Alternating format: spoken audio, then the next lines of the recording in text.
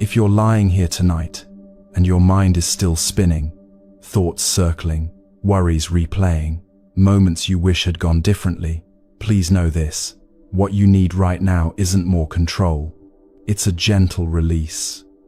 For so long, we've been taught to hold tighter, to fix, to manage every outcome. But control is exhausting. It turns life into a battle, as if peace is something to be won. Maybe tonight, you can let that battle rest. Welcome to Moonlight Temple, a quiet space where ancient Buddhist and Zen wisdom meet the tender challenges of modern life. Here, we don't rush to change what is, we learn to meet it softly. For the next 3 hours, we'll explore how letting go is not weakness, but wisdom. You'll hear timeless Buddhist stories, like the teaching of the second arrow, a reminder that the first arrow of pain is unavoidable, but the second arrow, the one we shoot ourselves through resistance and fear, can be laid down. In this journey, you'll learn to recognize where your mind is fighting reality, how to breathe through uncertainty, and how to rest in the simple grace of being. These teachings are not philosophy. They are lived medicine for the anxious heart. So settle in. Let your body soften. Let your breath arrive. Together, we'll walk through 6 gentle chapters, each one a doorway back to peace. If this reflection brings you calm, I invite you to subscribe and return to Moonlight Temple whenever you need to come home to stillness. Chapter 1. Pain is not your fault. Before we begin, take a slow breath. Notice the weight you've been carrying, the thoughts, the tension, the quiet belief that something in you is wrong. Tonight, we begin with a simple truth. Pain is not punishment. It is part of being human. What makes it unbearable is not the pain itself, but the war we wage against it. Let's walk together into the first chapter. Pain is not your fault. Part 1. The story of the night beneath the tree. Long ago, in a quiet grove near the banks of the Naranjara River, a man named Siddhartha sat beneath a large tree. For years, he had searched for peace through luxury, through knowledge, through discipline, through denying his body food and comfort. He had studied with wise teachers, practiced every technique known in his land, and still, the ache remained. It was the ache of being human, the longing for lasting happiness in a world that keeps changing. The night was cool. The air carried the scent of earth after rain.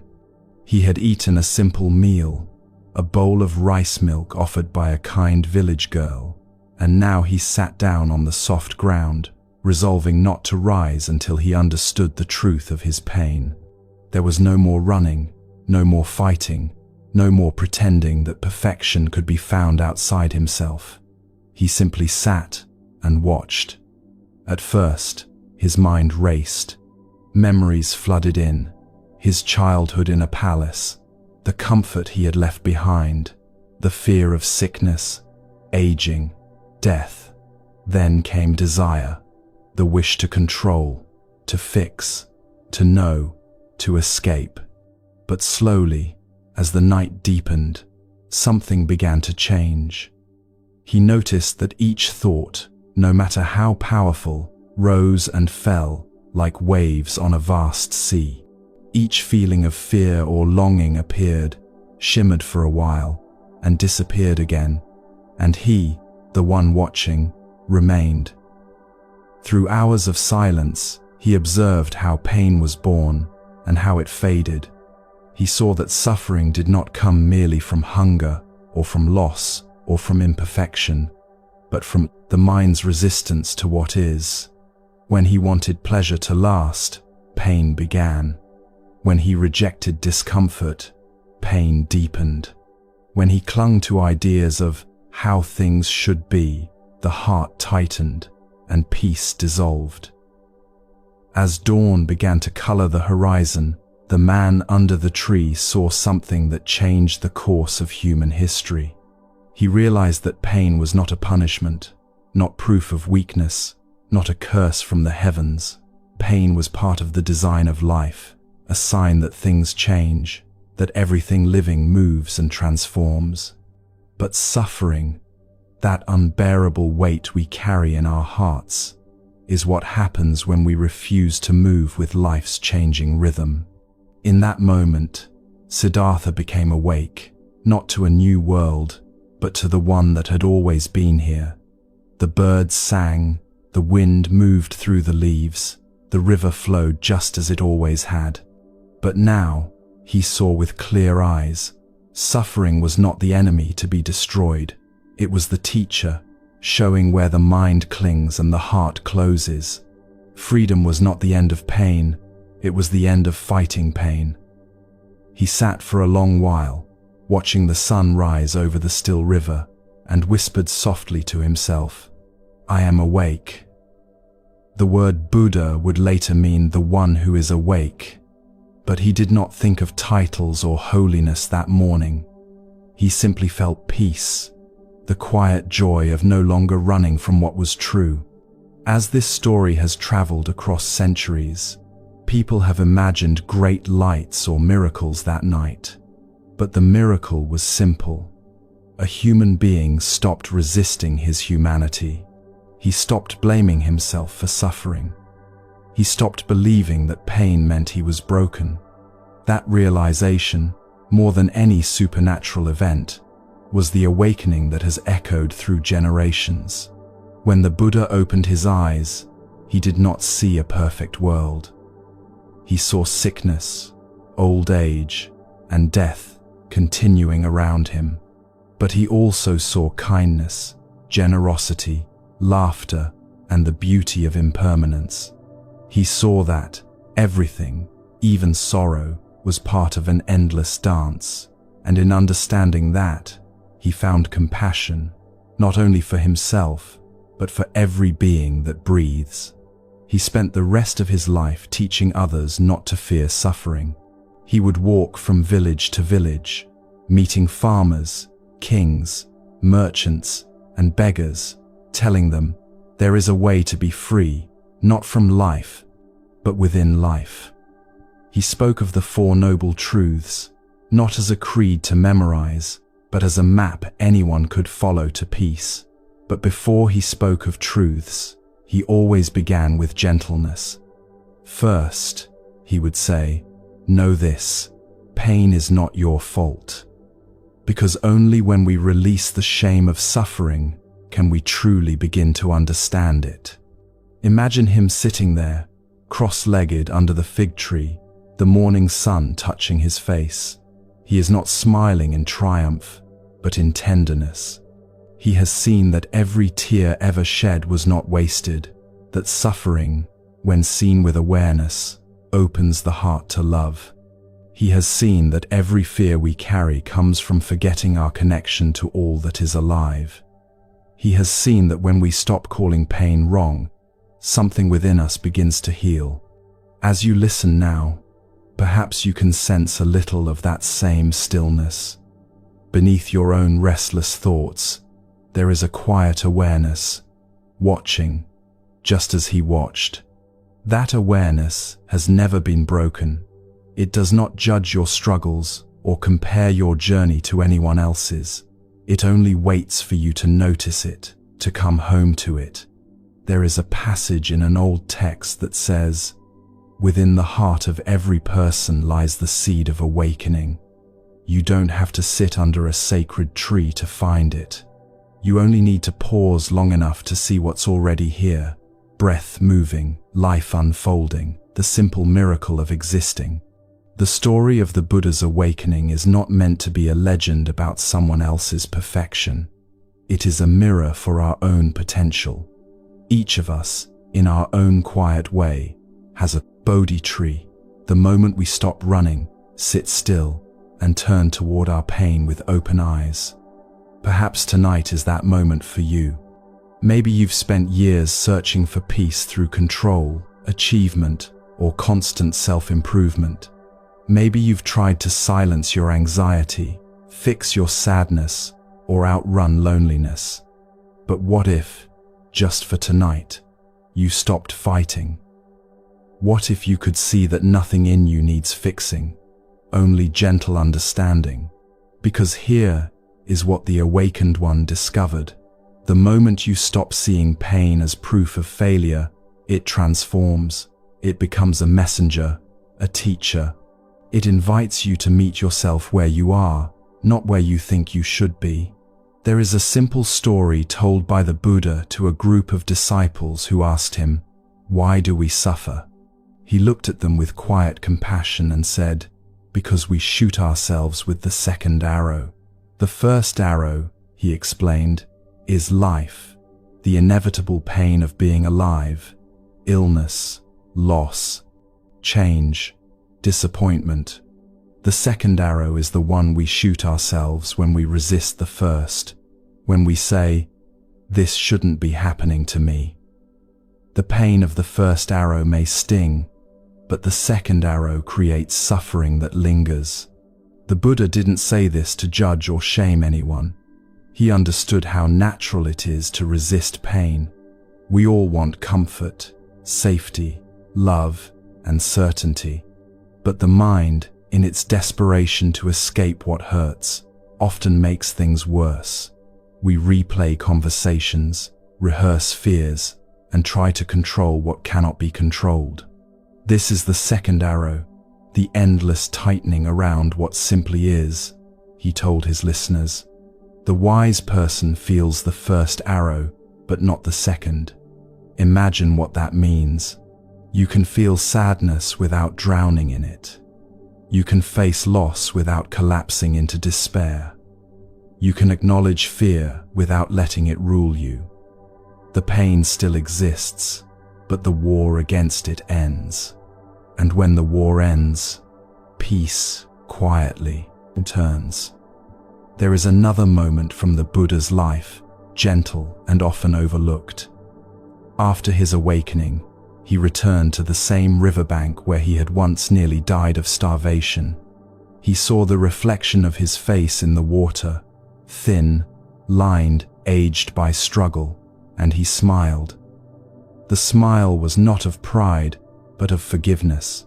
He forgave himself for all the years he had tried to earn worthiness through effort. He forgave the part of him that had believed he was broken. He saw that even his mistakes had been part of the path. Maybe that's where your story touches his.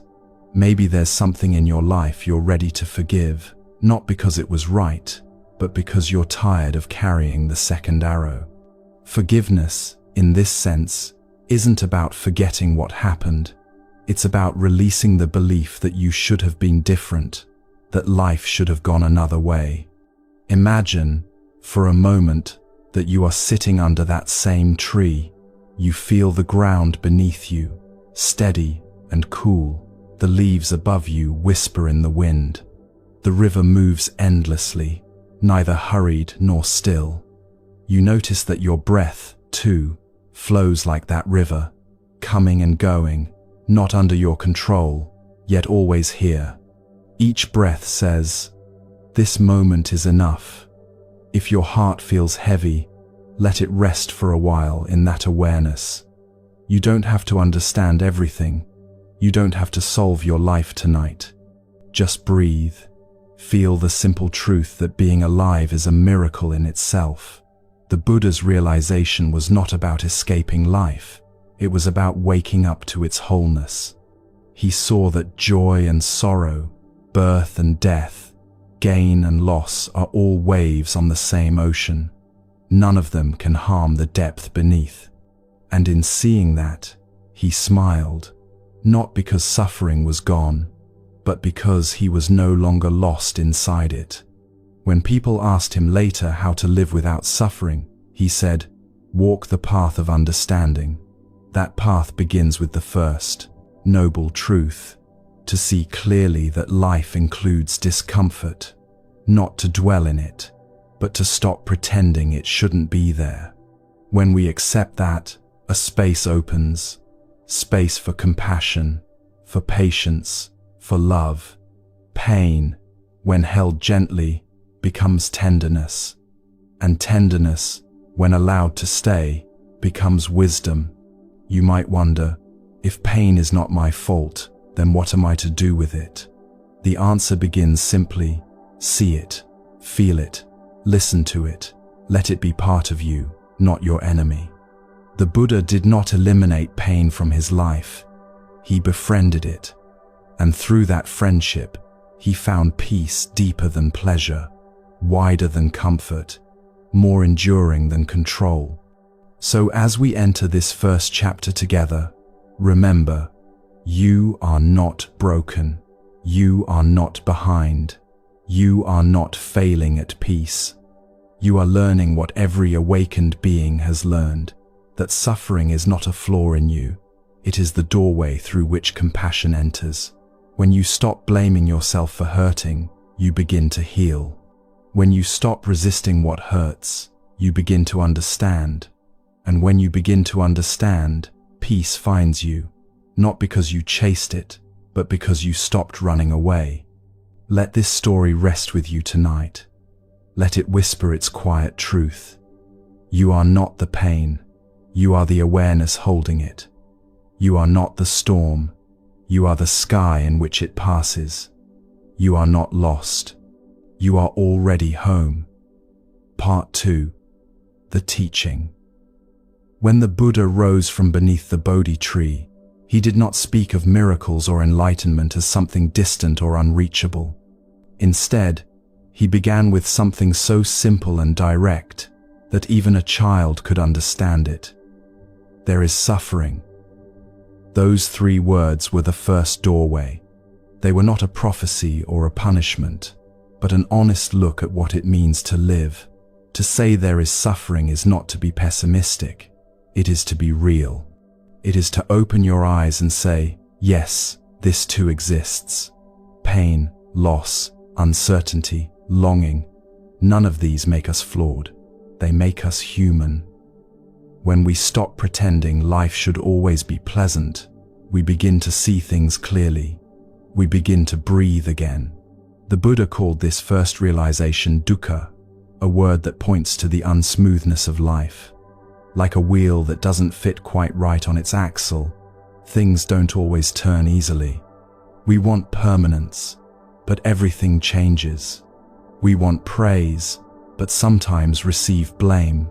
We want comfort, but encounter pain. This constant friction is the nature of the world, not a sign that something is wrong with us. The second realization he shared was that suffering has causes. It does not appear by accident. It arises from craving, from grasping, from resistance. When we demand that things be a certain way, we create tension. When we cling to pleasure or push away discomfort, our hearts become tight. It's as if we keep trying to hold water in our hands. It keeps slipping through, and yet we squeeze harder, exhausting ourselves in the process.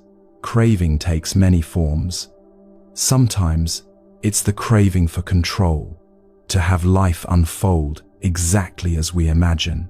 Sometimes, it's the craving for identity, to be seen, admired, loved in a particular way.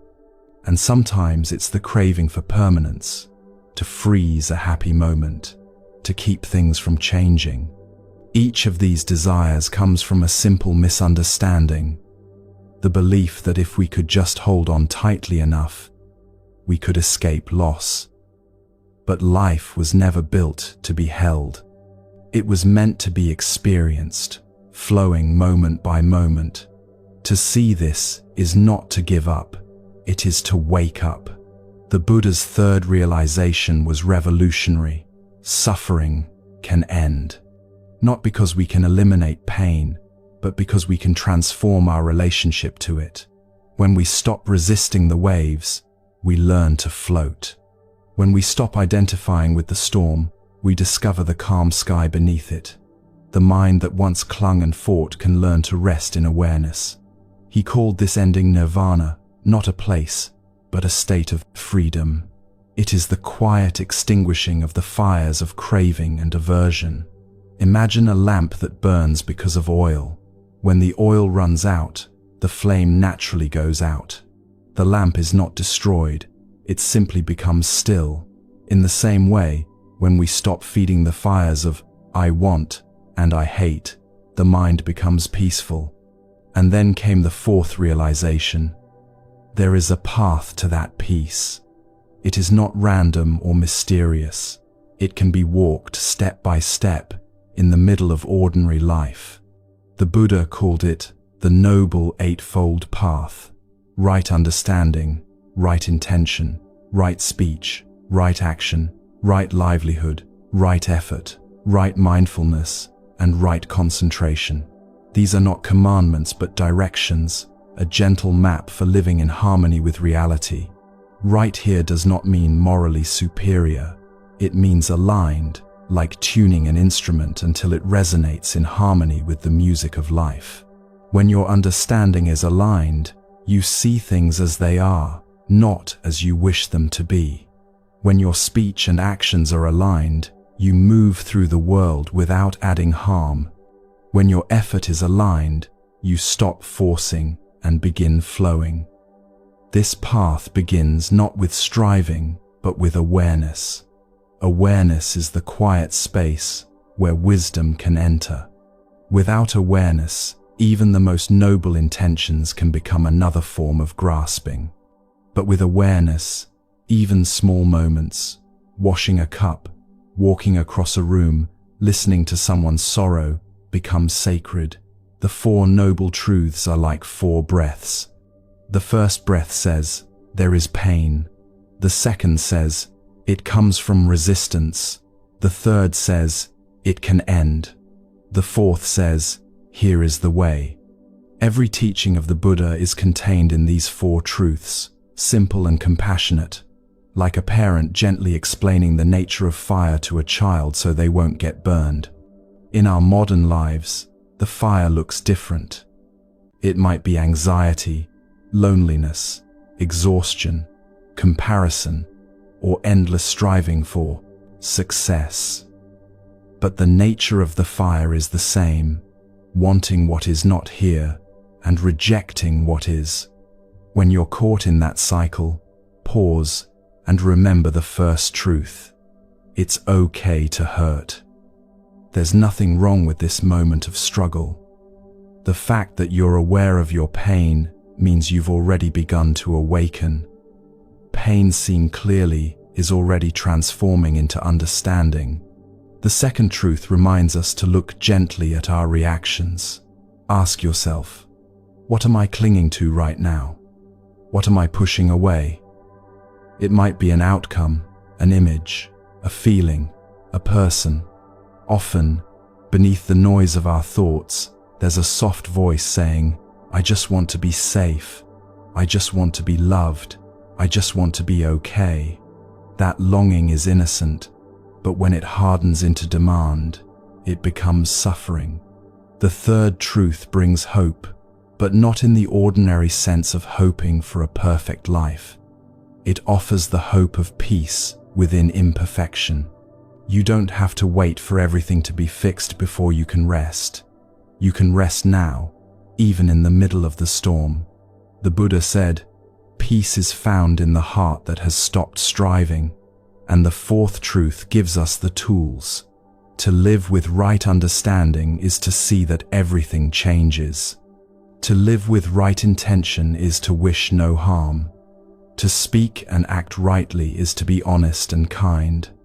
To cultivate right, mindfulness is to notice each breath, each feeling, each passing moment, without judgment.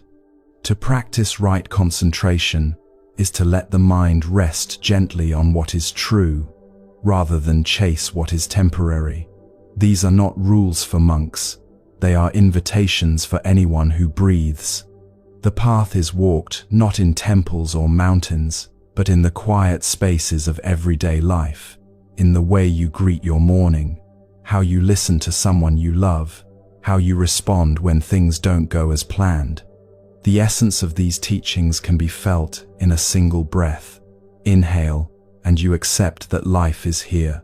Exhale, and you release your grasp on how it should be. Inhale, awareness. Exhale, surrender. The Buddha did not promise a life without pain. He promised a heart free from the prison of resistance. He knew that the same rain that nourishes the earth also causes floods, yet both are part of the same rhythm. He taught us not to fear the rain, but to learn how to walk gently under it. So, how do we begin to live these truths? Start by seeing your own life with the eyes of compassion. When you notice your mind fighting reality, pause. Feel your body. Notice how the shoulders tighten, how the jaw clenches, how the breath becomes shallow. This is suffering in its simplest form, the body mirroring the mind's resistance. Then take a slow, conscious breath. Allow the tension to soften, not because the problem is solved, but because you are no longer at war with it. Awareness doesn't remove pain, it transforms your relationship with it. Instead of a wall, it becomes a window. Through that window, light enters. You begin to see that joy and sorrow are not opposites, but partners in this dance of being alive. The Four Noble Truths are not meant to be memorized, they are meant to be lived. Every time you acknowledge pain without judgment, you are living the first truth. Every time you notice craving or aversion arising, you are touching the second. Every time you experience a moment of release, however small, you are tasting the third. And every time you act with mindfulness and compassion, you are walking the fourth. This teaching is not about perfection. It is about honesty. It invites you to see the whole of life, not just the parts you prefer. It invites you to sit down, as the Buddha did, and stop running. To look at your suffering not as a failure, but as a guide. In the quiet of the night, when your mind wants to fix, control, or escape, try this. Whisper gently to yourself, there is suffering here, and that's okay. Feel the relief that comes from telling the truth. Feel how your heart begins to loosen when you stop pretending that everything must be fine. In that loosening, peace begins. The Buddha once said, just as a candle cannot burn without fire, we cannot live without suffering. But he also showed that the fire can light our way rather than consume us. Suffering, seen clearly, becomes compassion. Pain, accepted fully, becomes wisdom. The teachings are not distant ideals. They are the art of being human. The same truth that woke the Buddha is alive in you now, waiting to be noticed. It whispers through your breath, your heartbeat, your small acts of kindness. It lives in the moments you stop running from yourself. So let the Four Noble Truths be not something you believe, but something you feel. Let them be a mirror in which you see your own strength, the quiet courage to face what is, and the tenderness to let it be. The Buddha's awakening was not about escaping life. It was about embracing it fully. Every smile, every tear, every breath. When you live with that awareness, suffering no longer defines you. It becomes your teacher, your doorway, your path. And as you walk that path, step by step, breath by breath, you begin to see what he saw under the tree so long ago. That freedom is not found by running from the world, but by opening your heart to it completely. Part 3. Reflection and practice. Take a slow, steady breath. Feel the air move in. Feel it move out. No effort, no control, just the natural rhythm of being alive. This is where understanding turns into practice. It's one thing to know that suffering is not your fault. It's another to live as if that's true. Most of us carry the habit of blame so deeply that we don't even notice it. We wake up in the morning already defending, already striving, already tightening against what the day might bring. And yet, the invitation of this path is simple: to begin noticing, gently, without judgment. Notice when your mind starts to fight reality. Notice when your body hardens around a thought, when the breath becomes shallow, when the heart contracts. That moment of noticing is a moment of awakening. You don't have to stop it or fix it. Just seeing it clearly is enough. There's a small story told among the Buddha's disciples. One day, a monk came to the Buddha and said, "Master, I have been meditating for years, but still I feel anger. I try to push it away. I try to breathe it out, but it returns." The Buddha smiled softly and asked, "When you see the anger, who is seeing it?" The monk paused. "It is me," he said. The Buddha replied, "Then let that one who sees be enough." The point was not to remove anger, but to stop identifying with it. When you can see the emotion instead of becoming it, space opens up. You are no longer consumed by the fire. You are the one who witnesses the flames. In that space, freedom begins. Try it now, in a small way. Bring to mind something that has been troubling you, perhaps a conversation that hurt, a task undone, a fear about the future. Notice how your mind moves toward it, trying to fix or change or explain. Then pause. Let the breath soften. Instead of asking, "How do I stop feeling this?" ask, "Can I be with this feeling just as it is?" The Buddha often said that awareness itself is the path. When you look directly at your pain without running, something remarkable happens. The pain begins to lose its sharpness. You start to see its true nature, how it rises, peaks, and fades like a wave. No emotion, no matter how intense, can last forever. This is not an idea. It is something you can watch in real time. Even now, your breath moves, your heart beats, sensations shift. Life is always in motion. There's a quiet strength in learning to flow with that motion instead of resisting it. When you resist, the mind becomes like a clenched fist, tight, small, ready to fight. When you allow, it becomes like an open hand, soft, spacious, ready to receive. You cannot grasp peace, you can only open to it. One evening, as the Buddha sat with a group of seekers, he held up a handful of leaves. "Tell me," he said, "which are more, the leaves in my hand, or the leaves in this forest?" The disciples smiled and said, "The leaves in the forest, of course." The Buddha nodded. "In the same way, what I have realized is vast like this forest, but what I teach is like these few leaves, just enough to help you find freedom from suffering. That handful of leaves is all we truly need. Awareness, compassion, non-resistance. These are the simple tools that open the heart. You don't have to know every teaching. You just have to practice these few leaves in your own way. Perhaps you can begin with the breath. Let it be your teacher. The breath shows you everything about impermanence and surrender. You can't hold on to an inhalation, no matter how sweet it feels. You can't refuse an exhalation, no matter how reluctant you are to let go. The breath is the perfect rhythm of receiving and releasing, taking in and giving back. It never argues with life, it simply moves with it. When you feel tension rising in the mind, pause and return to this rhythm. Breathe in and silently say to yourself, "I accept." Breathe out and say, "I release." Again, "I accept." "I release." Don't force anything. Let the body find its own pace. Over time, this simple practice becomes a quiet refuge. You begin to notice that acceptance is not resignation. It's the first act of strength.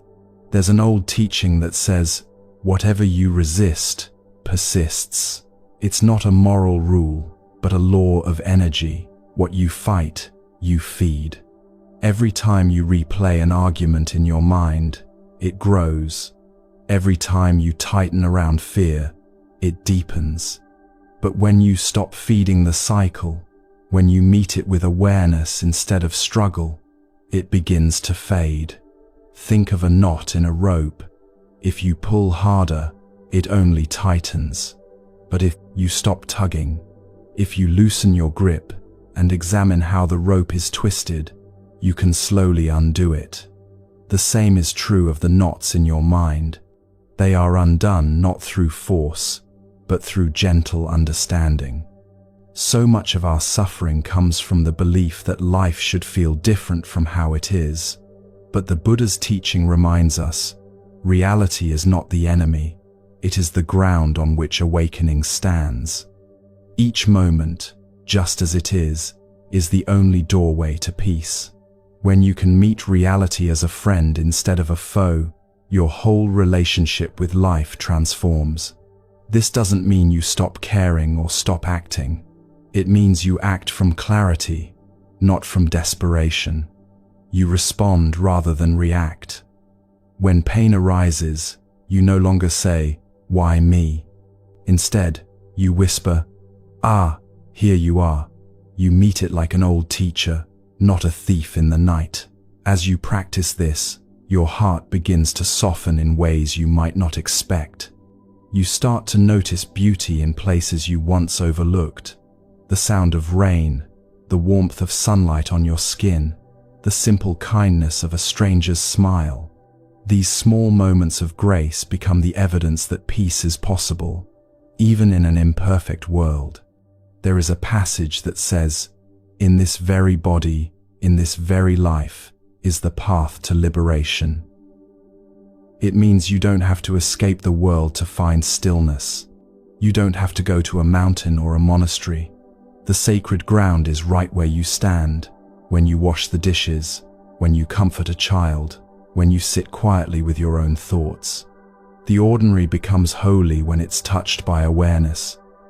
Some people think meditation means emptying the mind, but that's not the heart of it.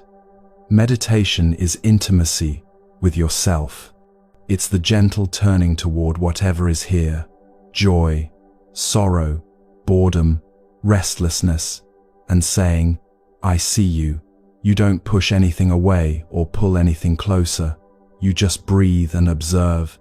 This is how compassion grows, not as an idea, but as a natural response to seeing things clearly. Try this simple reflection. Throughout your day, whenever you notice tension, pause and ask yourself, what am I resisting right now?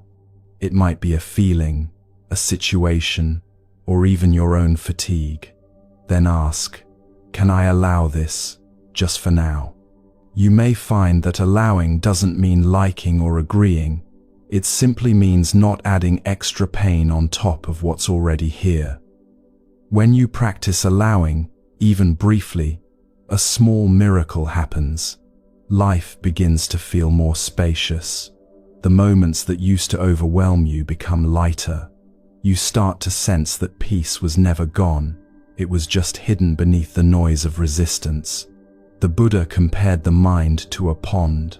When the water is agitated, you can't see the reflection of the moon, but when it becomes still, the moon is always there. In the same way, when your mind stops fighting, you begin to see the quiet light of awareness that was never absent. If you listen carefully, you may notice this truth even now. Beneath all your thoughts, beneath the plans, regrets, and self-criticism, there is a soft presence, still and clear. That presence has never been hurt. It watches everything come and go. It is the same awareness that looked through the Buddha's eyes under the Bodhi tree, the same awareness that looks through yours now. When you rest in that awareness, you begin to live from a different place. You no longer seek to escape life. you begin to trust it. You see that pain and joy, gain and loss, praise and blame are all waves in the same ocean. And you, dear listener, are not the waves. You are the ocean itself. Every breath, every experience is part of your unfolding. There is no need to hurry. The path is not a race. It's a homecoming. Every moment of noticing, every act of letting go, every breath of acceptance is a step closer to peace. In the evenings, when the mind feels restless, you might try this short meditation. Sit or lie down comfortably. Close your eyes if you wish. Feel the weight of your body, supported by the ground. Bring your attention to your breath. Inhale gently, thinking, I accept what is. Exhale slowly, thinking, I release my resistance. Continue for a few minutes, letting the rhythm of your breath become steady and calm. If emotions arise, don't push them away. Imagine holding them the way you'd hold a crying child, with patience and warmth. They may not quiet immediately, but they will soften in your embrace. This is what compassion feels like in practice, not fixing, just holding. As you continue this practice over days and weeks, you may begin to notice small shifts. The things that once triggered anxiety may lose their sharpness. The self-critical thoughts may come less often or pass more quickly. You may start to experience small pockets of peace in the middle of ordinary life. A moment of quiet while drinking tea, a breath of relief as you walk outside. These are signs that you're beginning to live in alignment with truth. Remember, there's no perfect way to do this. Some days you'll feel peaceful, other days you'll forget. Both are part of the journey. The Buddha once said, a jug fills drop by drop. Your peace grows the same way, one small act of awareness at a time. So as we close this reflection, take another deep breath. Feel how life moves through you without effort. Nothing to prove, nothing to fix. Just being. Whisper softly to yourself. Inhale. Acceptance. Exhale. Release. Inhale. This is life. Exhale, and I am part of it. Suffering is not your fault. It never was. You are simply learning how to live with open eyes and an open heart. The more you see clearly, the more kindness naturally flows from you, to yourself, and to all beings. Let this awareness accompany you into the next chapter, where we'll explore more deeply how resistance creates suffering and how the art of letting go can reveal the peace that was always waiting within you. You are listening to a gentle teaching from the Moonlight Temple series, wisdom drawn from ancient Buddhist roots, brought to life with care and presence. To fully receive the heart of these teachings, I invite you now to pause. Soften the edges of your day. Let your body rest. Take in a slow, quiet breath and exhale into stillness. Allow your awareness to return, not to the past, not to the future, but to this very moment. Nothing else is required. Just your presence. If this offering has brought you a moment of peace, we gently invite you to support this journey by subscribing to the Moonlight Temple, sharing these teachings, or simply returning again when your heart needs rest. Every small act of presence helps this temple of silence grow. Chapter 2. The truth of suffering and its origin. When we resist, what is? Sometimes, the simplest truths are the hardest to live. We all know pain. It comes in many forms: loss, disappointment, rejection, fear. But suffering, the kind that lingers and deepens, doesn't come only from what happens to us. It often grows from how we respond, from the quiet war we wage against reality. This chapter begins with an old story. a story that gently reveals how much of our suffering is self-made and how peace begins when we stop shooting the second arrow. Part 1.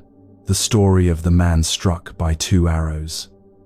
Once, a man came to the Buddha with a face full of confusion. "Master," he said, "I have tried to follow your way, but life keeps hurting me. There is illness, there is loss, there is betrayal. How can I live without suffering when the world keeps throwing arrows at me?" The Buddha looked at him kindly.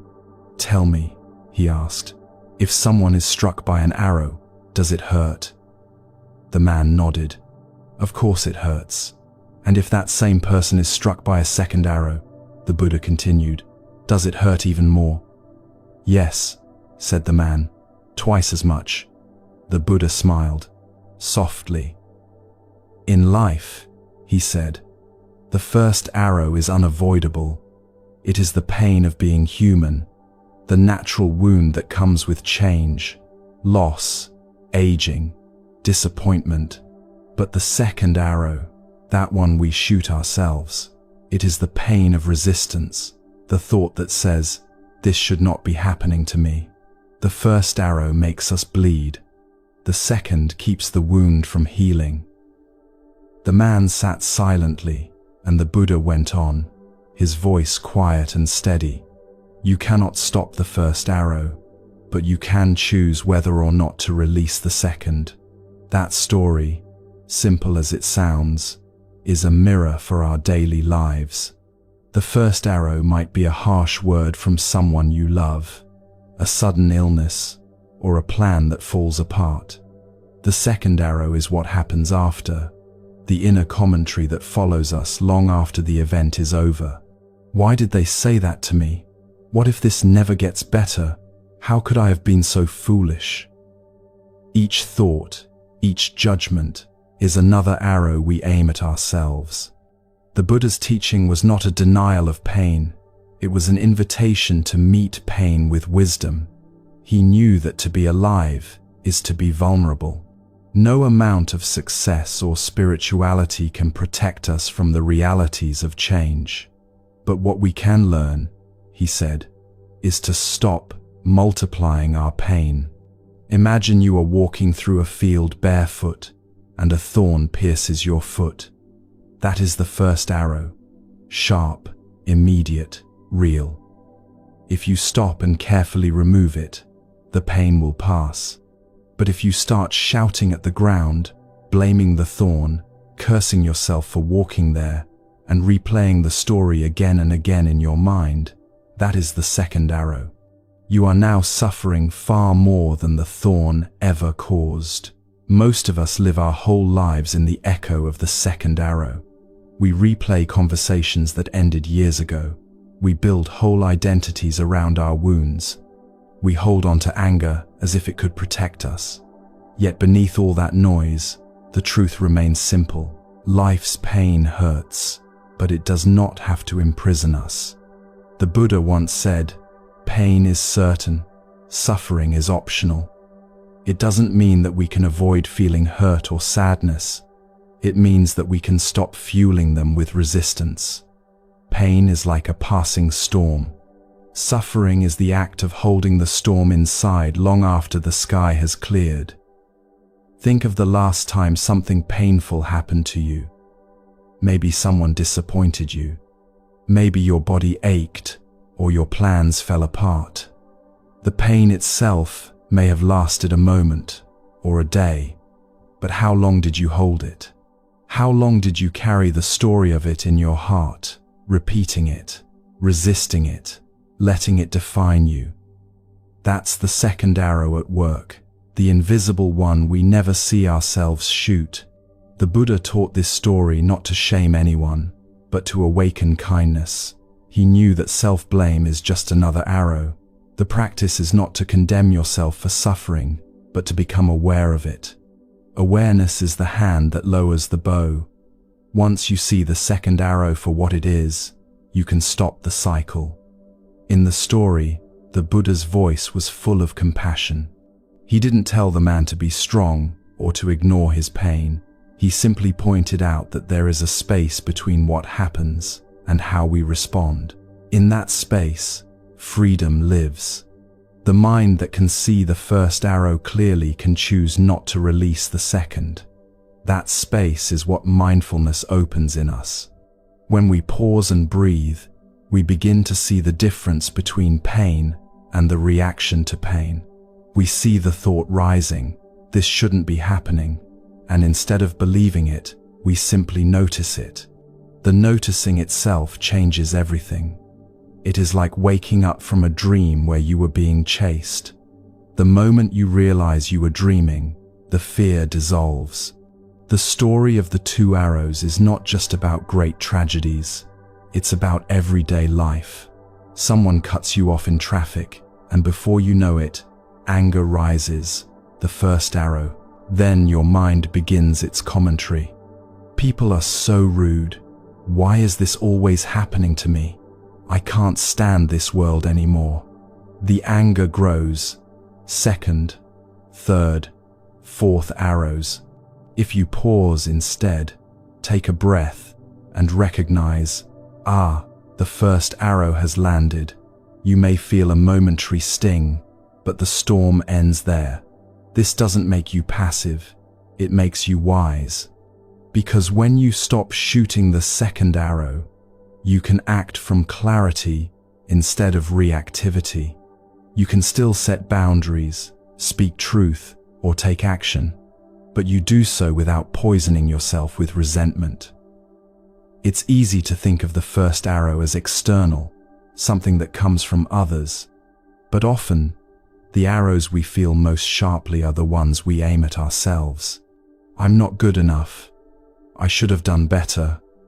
I'm too much. I'm not enough. These are the arrows that keep us awake at night, that echo in our minds long after the day is over. The Buddha saw that self-judgment is one of the deepest roots of suffering. We mistake it for responsibility, thinking that harshness will make us better, but it never does. The more we punish ourselves, the more fear grows. The more fear grows, the more mistakes we make. And so the cycle continues.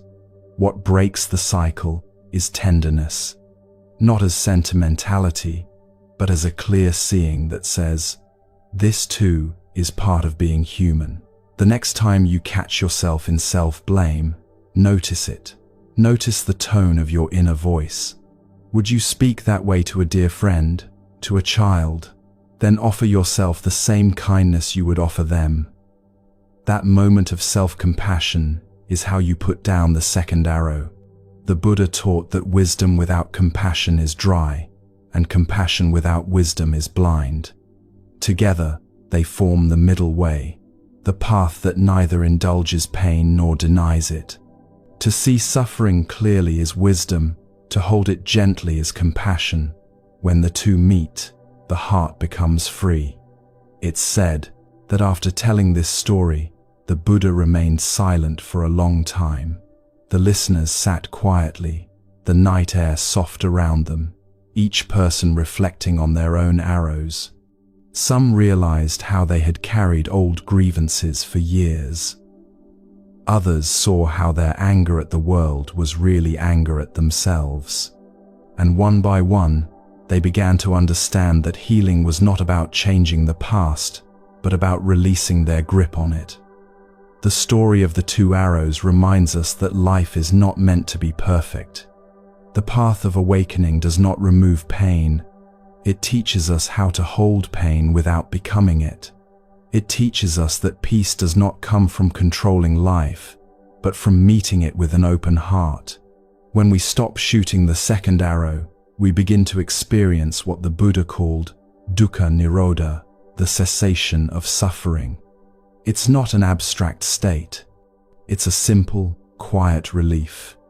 The way the body relaxes after tension, the way the breath deepens after holding. It's the moment when the storm inside you calms and you realize that the world is still intact, that you are still here, breathing, alive. Perhaps tonight, as you listen, you can bring this story into your own life. Think of something painful that has happened recently. Maybe it's small, maybe it's large. Feel the first arrow, the hurt itself. Acknowledge it without judgment. Then ask yourself gently, am I adding more arrows? You might notice a tightness in your shoulders, a loop of thoughts repeating, a whisper of blame. That's the second arrow. Take a deep breath and imagine lowering the bow. You don't need to keep shooting. If it helps, place a hand over your heart and say silently, "It's okay. I see this pain. I don't need to fight it." This is how the story becomes real, not in grand moments of enlightenment, but in these quiet acts of recognition. Every time you catch yourself before firing the second arrow, you are awakening. Every time you meet pain with kindness, awareness instead of resistance, you are freeing yourself. This is the essence of the Buddha's teaching. Simple, tender, profoundly human. The story of the two arrows doesn't belong to any culture or religion. It belongs to the human heart, which longs to be free. We all know what it feels like to hurt. We all know what it feels like to make that hurt worse by fighting it. And we all have the same capacity to stop, to breathe, to put down the bow. So tonight, as the story rests within you, may you feel its truth taking root. May you remember that pain is inevitable, but suffering is not. And may you find, beneath all the noise of reaction, the stillness that was always waiting, like the clear sky after the rain. Part 2. The teaching. Pain and suffering are not the same, though we often confuse them. Pain belongs to the body and the moment. Suffering belongs to the mind and time. Pain is what happens. Suffering is what we do with what happens. The Buddha saw this distinction clearly. He understood that pain is woven into the fabric of existence, while suffering is the unnecessary thread we add by fighting the weave of life itself. To live is to feel. Pain touches every being. Birth, sickness, loss, the passing of what we love, the changes we cannot control. Even the Buddha, after his awakening, felt pain in his body, the fatigue of walking, the sting of illness, the ache of old age. But he no longer suffered from it, because his mind no longer resisted what was real. He once said, "When an ordinary person is touched by pain, they sorrow, grieve, and despair. But when the wise person is touched by pain, they know this too is part of the path." Pain, he taught, is like a wave, arising, cresting, and fading. When we meet it with awareness, it passes naturally. But when we fight it, when we clench around it, label it, and carry its memory, it becomes suffering, a tide that never recedes. The mind holds on, replaying, resisting, blaming, hoping for what but cannot be undone. Imagine holding a burning coal in your hand. You feel the heat immediately. That's pain. But when you keep holding it, refusing to drop it because you believe you shouldn't have been burned, or because you want someone else to feel what you feel, that is suffering. Letting go doesn't mean denying that you were burned. It means releasing what keeps the wound from healing. The Buddha explained that suffering has roots: craving, clinging, and ignorance. Craving is the longing for things to be different. Clinging is the refusal to let them change. Ignorance is the forgetting of impermanence, the belief that life should hold still for us. These roots grow in the soil of misunderstanding, watered by fear. We fear loss, uncertainty, and the truth that we are not in control. So we grasp at pleasure, possessions, people, and ideas, hoping they will keep us safe. But the tighter we hold, the more we hurt when life moves, as it always does. When you understand this, compassion naturally arises, for yourself and for others. Everyone you meet is carrying pain, often hidden behind smiles, words, or silence. Everyone is wrestling with the second arrow, fighting the same invisible battle of resistance. Seeing that softens the heart. You begin to realize that anger, judgment, even cruelty often grow from fear and confusion, not evil. It doesn't mean you excuse harm, but you see it differently. The Buddha taught that the end of suffering begins with understanding. The moment you see clearly that suffering is created by resistance, a space opens between you and the storm. You begin to realize that peace is not the absence of pain, but the absence of struggle. Pain may still knock at your door, but it no longer has the power to chain you. This teaching doesn't ask you to suppress emotion. The Buddha never said, "Don't feel." He said, "Feel wisely." To feel wisely means to allow sensations, emotions, and thoughts to arise without clinging or rejection. When grief comes, let it weep its way through you. When anger comes, see its fire without feeding it. When joy comes, let it shine without trying to own it. Each emotion, when fully seen, reveals its impermanent nature. It comes to pass, not to stay. To live with this understanding is to live in balance. It's to walk the middle path, not drowned by feeling and not numb to it. You don't need to escape life's ups and downs. You only need to stop turning them into enemies. The middle path is the art of staying open in the middle of everything. Many people hear the phrase, "Life is suffering," and misunderstand it. The Buddha never meant that life is only suffering or that we should see life as bleak. What he meant is that life contains suffering because everything changes. When we expect permanence in an impermanent world, we set ourselves up for pain. But when we accept the fluid nature of things, even sorrow becomes tender. Think of a sunset. Its beauty lies in its impermanence. You don't try to freeze the light. You simply watch it fade, knowing it will rise again. The same is true for joy and loss, for every beginning and ending. When you stop resisting change, gratitude naturally blooms. Awareness is the key that unlocks this understanding. Each moment you notice your mind tightening, each time you hear yourself saying, "I can't stand this," or "This shouldn't be happening," you have found the doorway. That is the moment to pause, breathe, and look deeper. You will see that beneath every resistance lies fear, and beneath fear lies love, the wish for safety, for happiness, for peace.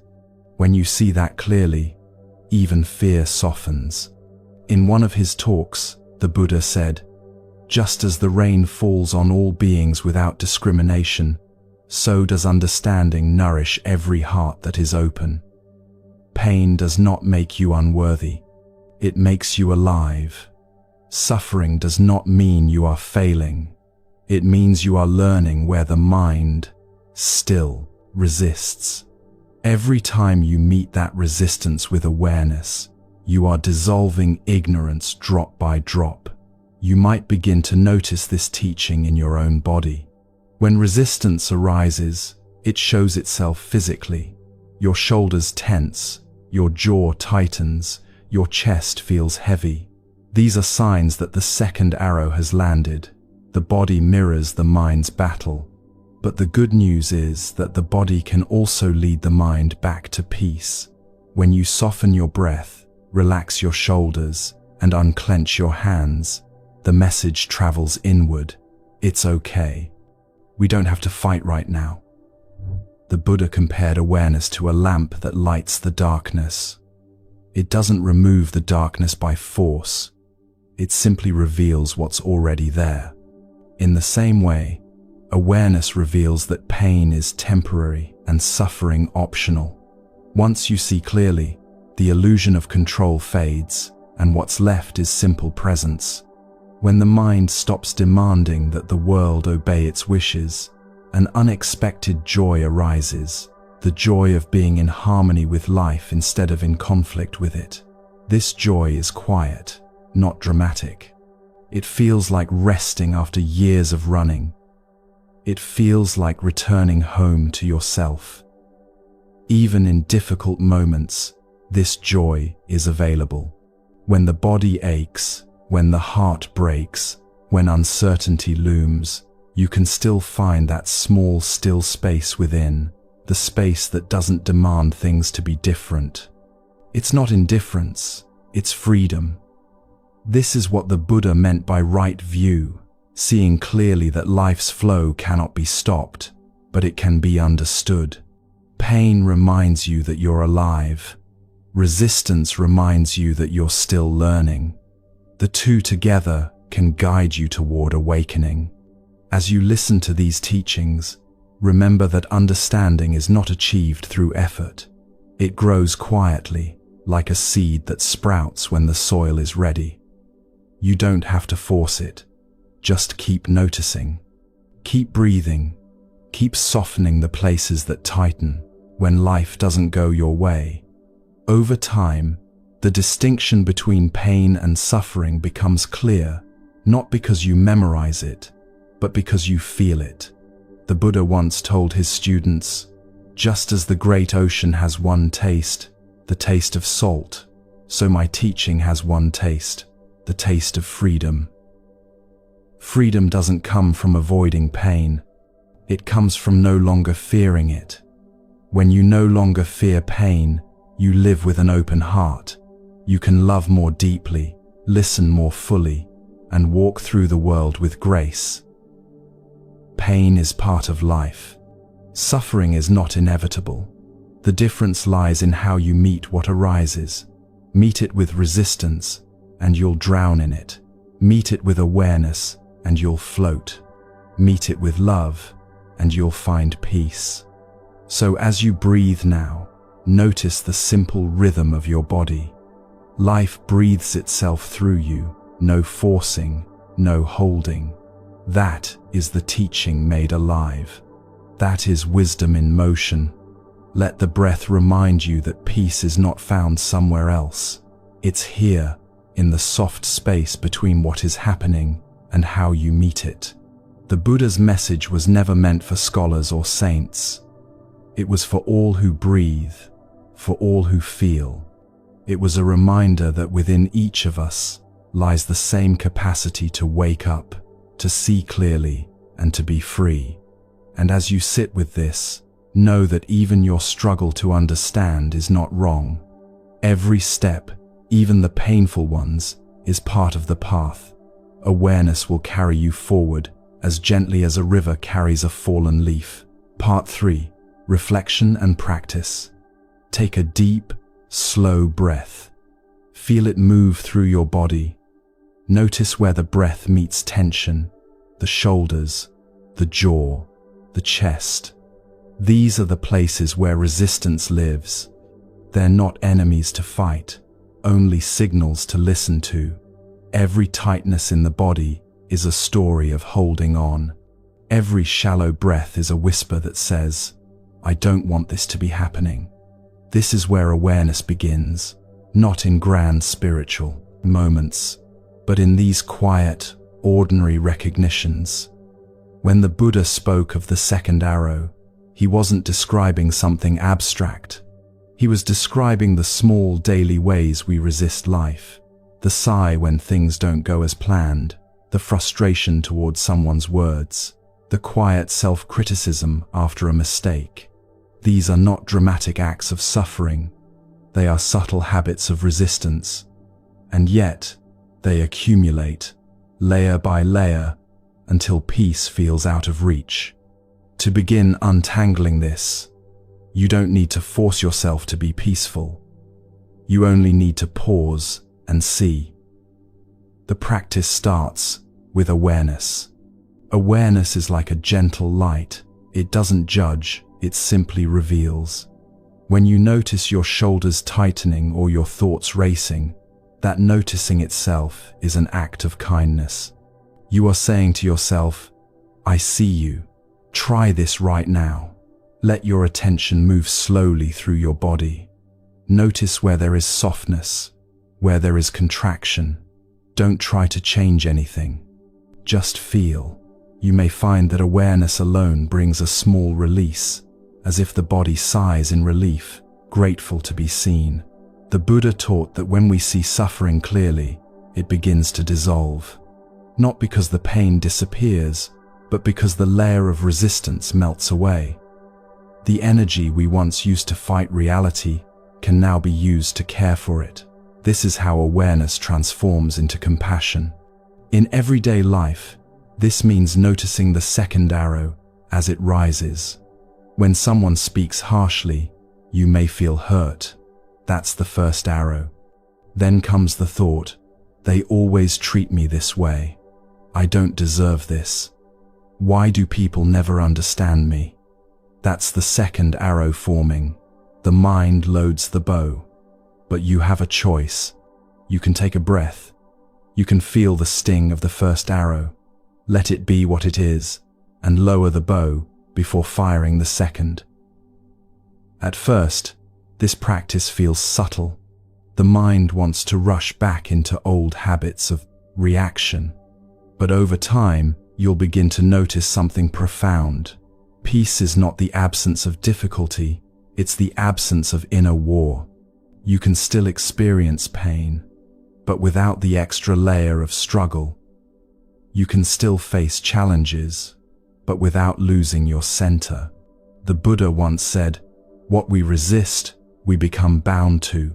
What we accept, we are freed from. Acceptance does not mean agreement or surrendering to injustice. It means recognizing reality as it is before you act upon it.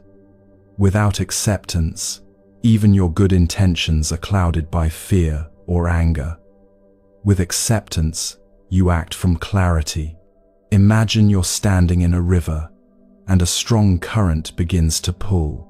If you fight it, thrashing against the flow, you exhaust yourself. But if you find your footing, if you lean with the water instead of against it, you can move with strength and balance. Life's current is the same. You can't stop it, but you can learn how to move with it. The Buddha taught that mindfulness is the foundation of this movement. Mindfulness is not just about meditation. It's the simple awareness of the present moment without judgment. You can practice it anywhere, while walking, washing dishes, listening to someone speak. Each time you return your attention to what's happening right now, you step out of the cycle of resistance. When you notice yourself resisting, instead of scolding yourself, try to be curious. Ask softly, what am I afraid of right now? Often the answer isn't obvious. It might be the fear of losing control, the fear of being hurt again, the fear of not being enough. When you can name the fear, it begins to lose power. It's no longer an invisible force driving you. It becomes something you can hold, understand, and soothe. This practice is deeply human.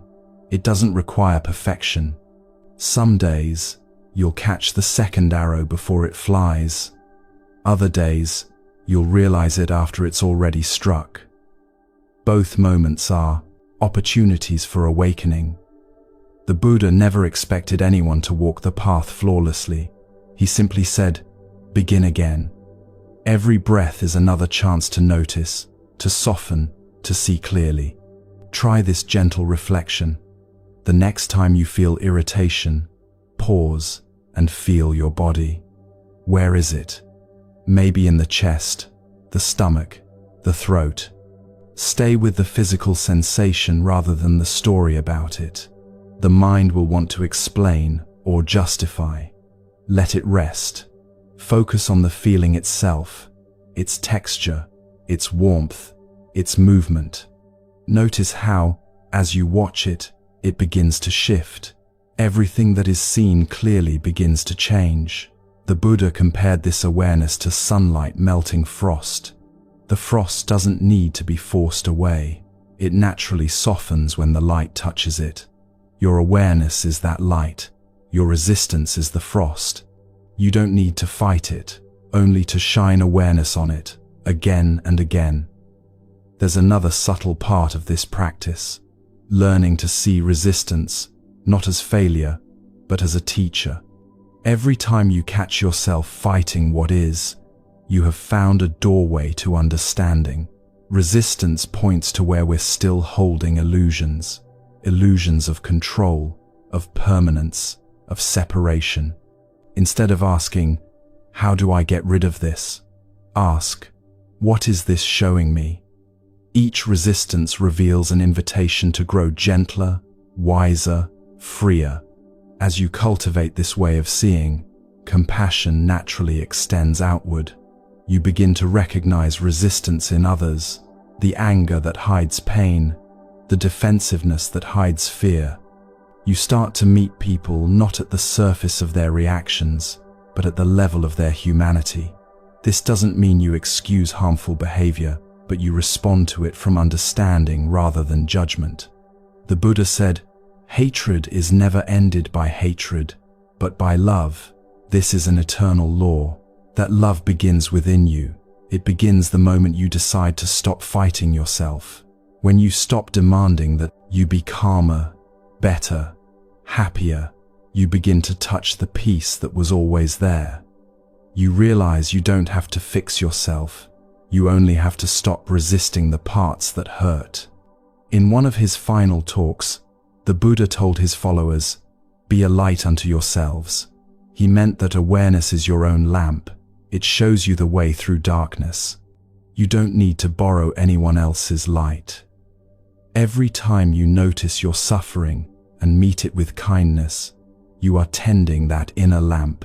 So tonight, as you breathe and listen, let this reflection guide you. You are not broken because you resist. You are learning because you notice. You are not lost when you feel pain. You are human, walking the same path the Buddha walked, one breath, one awareness at a time. Close your eyes for a moment.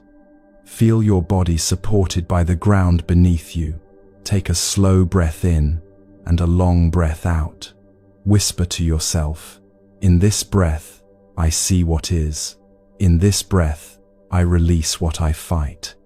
In this breath, I return to peace. Notice the simplicity of that act. No striving, no searching, just the quiet meeting of life as it unfolds. This is the heart of the teaching. This is how pain transforms into wisdom. Let the breath be your teacher, the body your temple, and awareness your path. And remember, when you see suffering clearly, it begins to fade, not because life has changed, but because you have. You've stopped aiming the second arrow. You've stopped fighting the current. You've remembered how to flow. You are listening to a gentle teaching from the Moonlight Temple series, wisdom drawn from ancient Buddhist roots, brought to life with care and presence. To fully receive the heart of these teachings, I invite you now to pause, soften the edges of your day, let your body rest. Take in a slow, quiet breath and exhale into stillness. Allow your awareness to return, not to the past, not to the future, but to this very moment. Nothing else is required, just your presence. If this offering has brought you a moment of peace, we gently invite you to support this journey by subscribing to the Moonlight Temple, sharing these teachings, or simply returning again when your heart needs rest.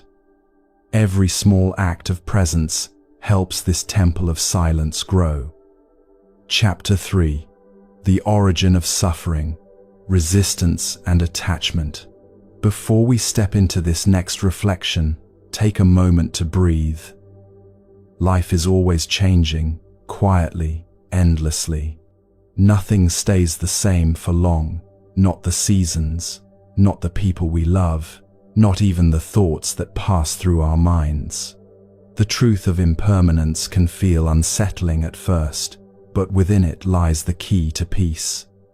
Tonight, we begin with a simple story, one that holds within it the entire wisdom of letting go. Part 1. The story of the broken cup. A monk once held up a delicate glass cup before his students. The sunlight passed through it, scattering tiny rainbows across the floor. "This cup," he said softly, "is already broken." The students looked puzzled. The cup was perfectly intact, shining and beautiful. One of them spoke up, "But Master, the cup is whole." The monk smiled.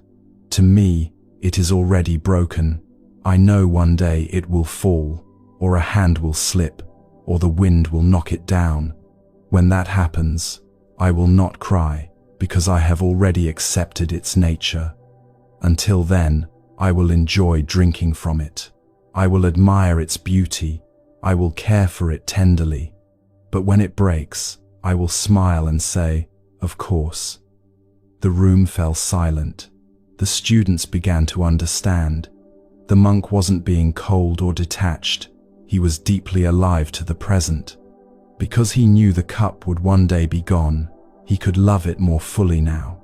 That simple story has echoed across centuries because it speaks to the core of human suffering.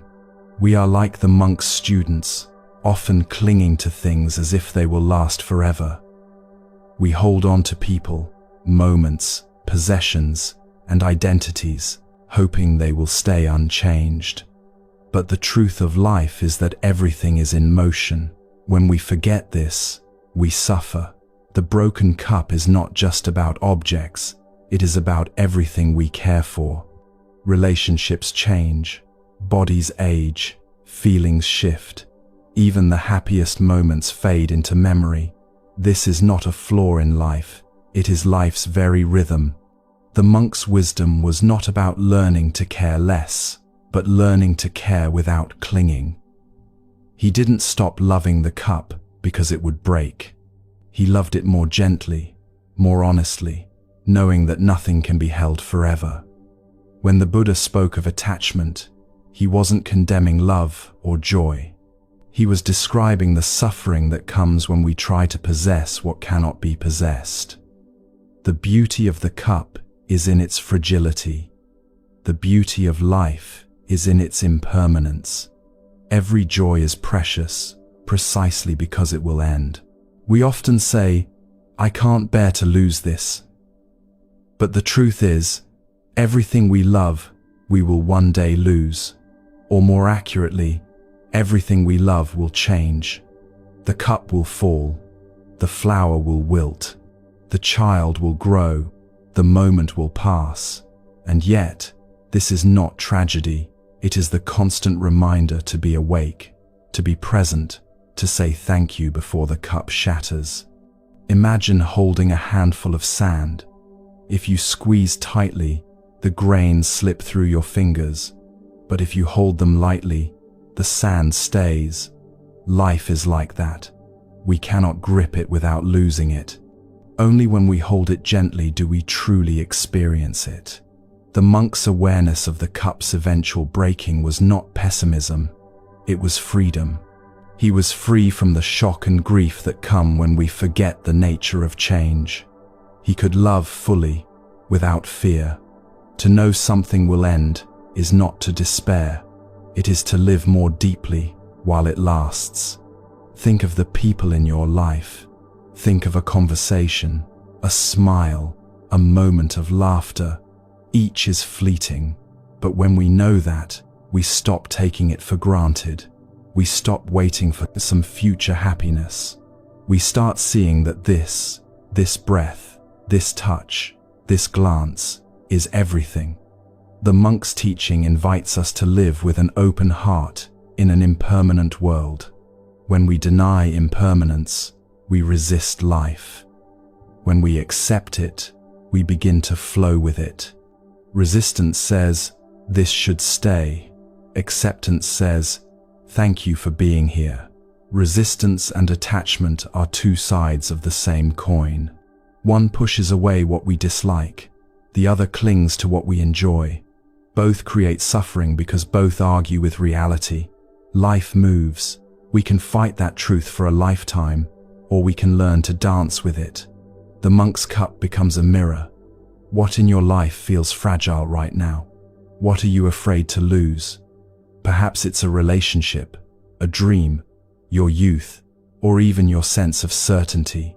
Whatever it is already changing. The pain you feel is not only about the loss, it's about your refusal to let it move. This story does not ask you to stop caring. It asks you to love with awareness. To see the cup as already broken means to love it completely, not because it lasts, but because it won't. Every sunrise, every laugh, every breath becomes sacred when you realize it will never come again in exactly the same way. There is a quiet strength in this way of living. When you expect change, you stop being thrown by it. When you see impermanence as the natural order, you begin to find calm even in endings. The heart softens instead of shattering. The monk's story is also a story of gratitude. He didn't mourn the cup before it broke. He celebrated it while it was whole. Gratitude is what transforms impermanence from something fearful into something beautiful. When you are grateful for the temporary, you are awake to the miracle of now. Every goodbye holds a hidden gift, the invitation to appreciate what has been. Every ending makes space for something new to begin. The cycle is endless: birth and death, gain and loss, joy and sorrow, appearing and disappearing like waves on the ocean. The waves come and go, but the ocean remains. Beneath all the change, there is something still, a presence, an awareness that observes without grasping. That awareness is who you truly are. When the monk said, "The cup is already broken," he was speaking from that awareness. From that still place, you can hold life's changes without being crushed by them. You can care deeply without clinging. You can love and let go at the same time. There is a quiet paradox here. When you accept that the cup will break, you no longer live in fear of it breaking. And in that freedom, you may even take better care of it. Acceptance doesn't make you careless. It makes you tender. You polish the glass. You handle it gently. You enjoy each sip. You stop hurrying through moments. You stop waiting for something else to make you happy. Maybe that's the greatest gift of this story. It teaches us to stop postponing our gratitude. Don't wait for the moment you fear to come and go before saying thank you. Don't wait for the cup to fall before realizing how beautiful it was in your hands. So perhaps tonight, you can look around your own life with the monk's eyes. The chair you sit on, the light in the room, the sound of your breath, all are impermanent, all precious. Whisper to yourself, this moment will never return. Let that thought soften you. Let it make you more present, not more afraid. The truth of impermanence is not meant to take away our joy. It's meant to deepen it, because when you know the cup will one day break, you don't waste time wishing it would last forever. You simply raise it, drink, and smile. That is the freedom the monk found. That is the peace available to you, right here, in this fleeting, fragile, perfect moment. Part 2. The teaching. The Buddha once said, all conditioned things are impermanent. When one sees this with wisdom, one turns away from suffering. These words are simple, but they carry a depth that can change how we live. Impermanence is not just a philosophical idea, it's the heartbeat of existence. Everything that is born will die. Everything that begins will end. Every breath we take arrives and leaves. The truth of impermanence is not meant to make us sad, it's meant to wake us up. When we understand that nothing lasts forever, we begin to see life differently. Instead of clinging, we start to cherish. Instead of taking things for granted, we notice their beauty while they are here. This is the wisdom of impermanence. It transforms fear into appreciation and loss into understanding. Still, this truth can be difficult to face. The mind craves security. It wants the comfort of permanence, the promise that love will not fade, that health will not decline, that happiness will not end. But the Buddha taught that it is precisely this craving, this refusal to accept change, that gives birth to suffering. The pain of change is natural, the struggle against change is optional. To see impermanence clearly, we must learn to look at life as it truly is, not as we wish it to be. Everything around us is in motion. Mountains crumble, rivers shift their course, stars burn out. Our bodies, too, are constantly changing, cell by cell, moment by moment. Even our thoughts and emotions are like clouds, appearing, transforming, dissolving. Nothing stays. The Buddha taught that this continual flow is not a mistake or a tragedy. It is the nature of life itself. When we cling to what must move, we suffer. But when we understand that all things arise and pass away, we begin to rest in the space beneath change. That space is awareness, the quiet witness that watches everything come and go. Awareness itself does not change. It is the stillness within the motion, the calm beneath the waves. You can sense this even now. Take a breath and feel it enter your body. Notice how, even as the breath moves, something in you remains still. The part of you that knows the breath is happening. That knowing is awareness. It is untouched by time. It watches everything change without fear or grasping. The Buddha called this the refuge of mindfulness, the place where peace is always available, no matter what is happening around us. Impermanence is not an enemy to overcome. It is the teacher that shows us how to live fully, because everything ends, every moment matters, because nothing lasts, everything shines with significance. This awareness makes even ordinary experiences sacred. The sound of the rain, the warmth of sunlight, the voice of someone you love, all become treasures once you know they will not last forever. There's a line in the teachings that says, "Because the flower must fade, it is precious." If the flower bloomed eternally, we would stop seeing its beauty. Its fragility gives it meaning. The same is true of life. Our days are numbered, and that very fact makes them extraordinary. We can't control how long we have, but we can choose how deeply we are present while we are here. The Buddha often illustrated impermanence through nature. He said, "Just as a dewdrop on a leaf glistens in the morning sun and then vanishes, so too is life, brief and shining." The purpose of this reflection is not to frighten us, but to free us from illusion. When we accept that everything changes, we stop wasting energy trying to hold it still. We begin to flow with life instead of against it. This is the essence of non-attachment, not the absence of care, but the presence of understanding. The Buddha did not teach us to stop loving. He taught us to love without clinging. Love, when free from attachment, becomes vast and fearless. It doesn't demand, "Stay the same for me." It whispers, "Thank you for being here, even for a moment." To live this way requires awareness, and awareness grows through practice. You might begin by noticing the small impermanences that happen every day. A cup of tea, cooling, the sunlight shifting across the wall, your mood changing from one hour to the next. Each of these is a reminder that life moves constantly. When you can see this with acceptance, the mind begins to relax. You stop demanding permanence from a world that was never meant to be permanent.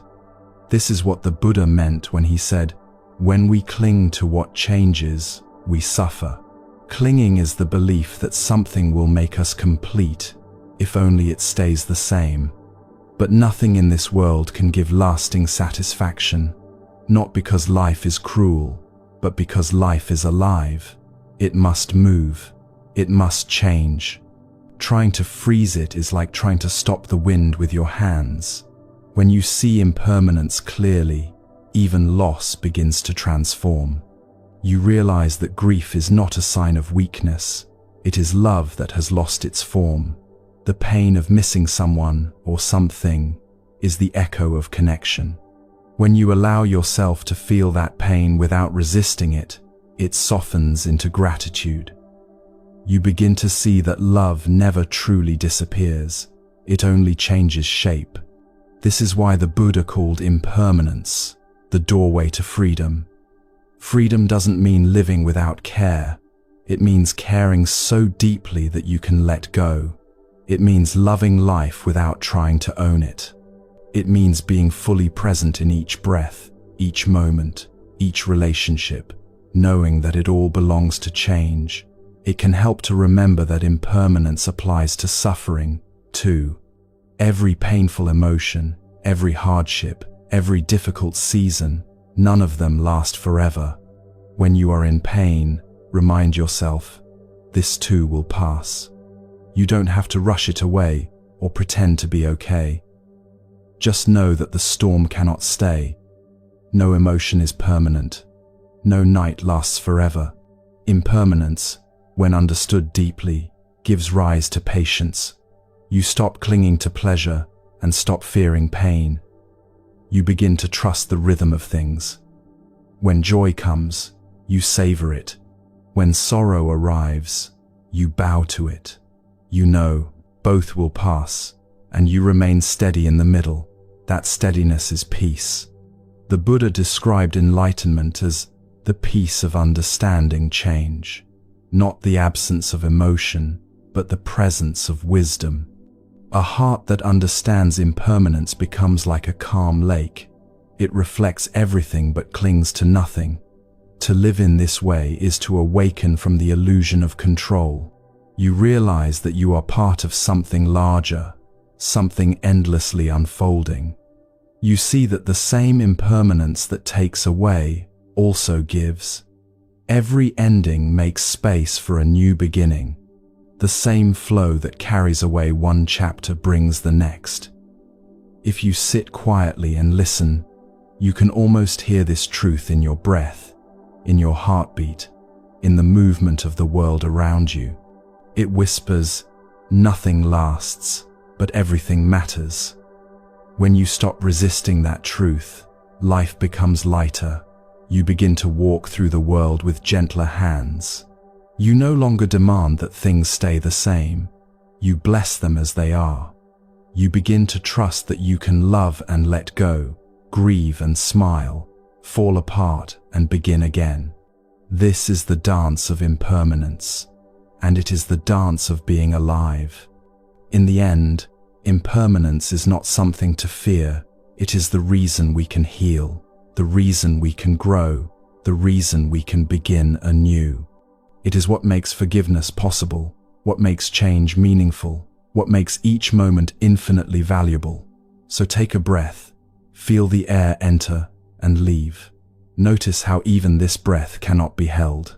Let it remind you that everything changes, and that's okay, because within that change, life is continually being reborn. Part 3. Reflection and practice. Take a slow, steady breath. Feel the rise and fall of your chest, the gentle rhythm that has carried you since the day you were born. This breath, here for a moment and gone the next, is the perfect teacher of impermanence.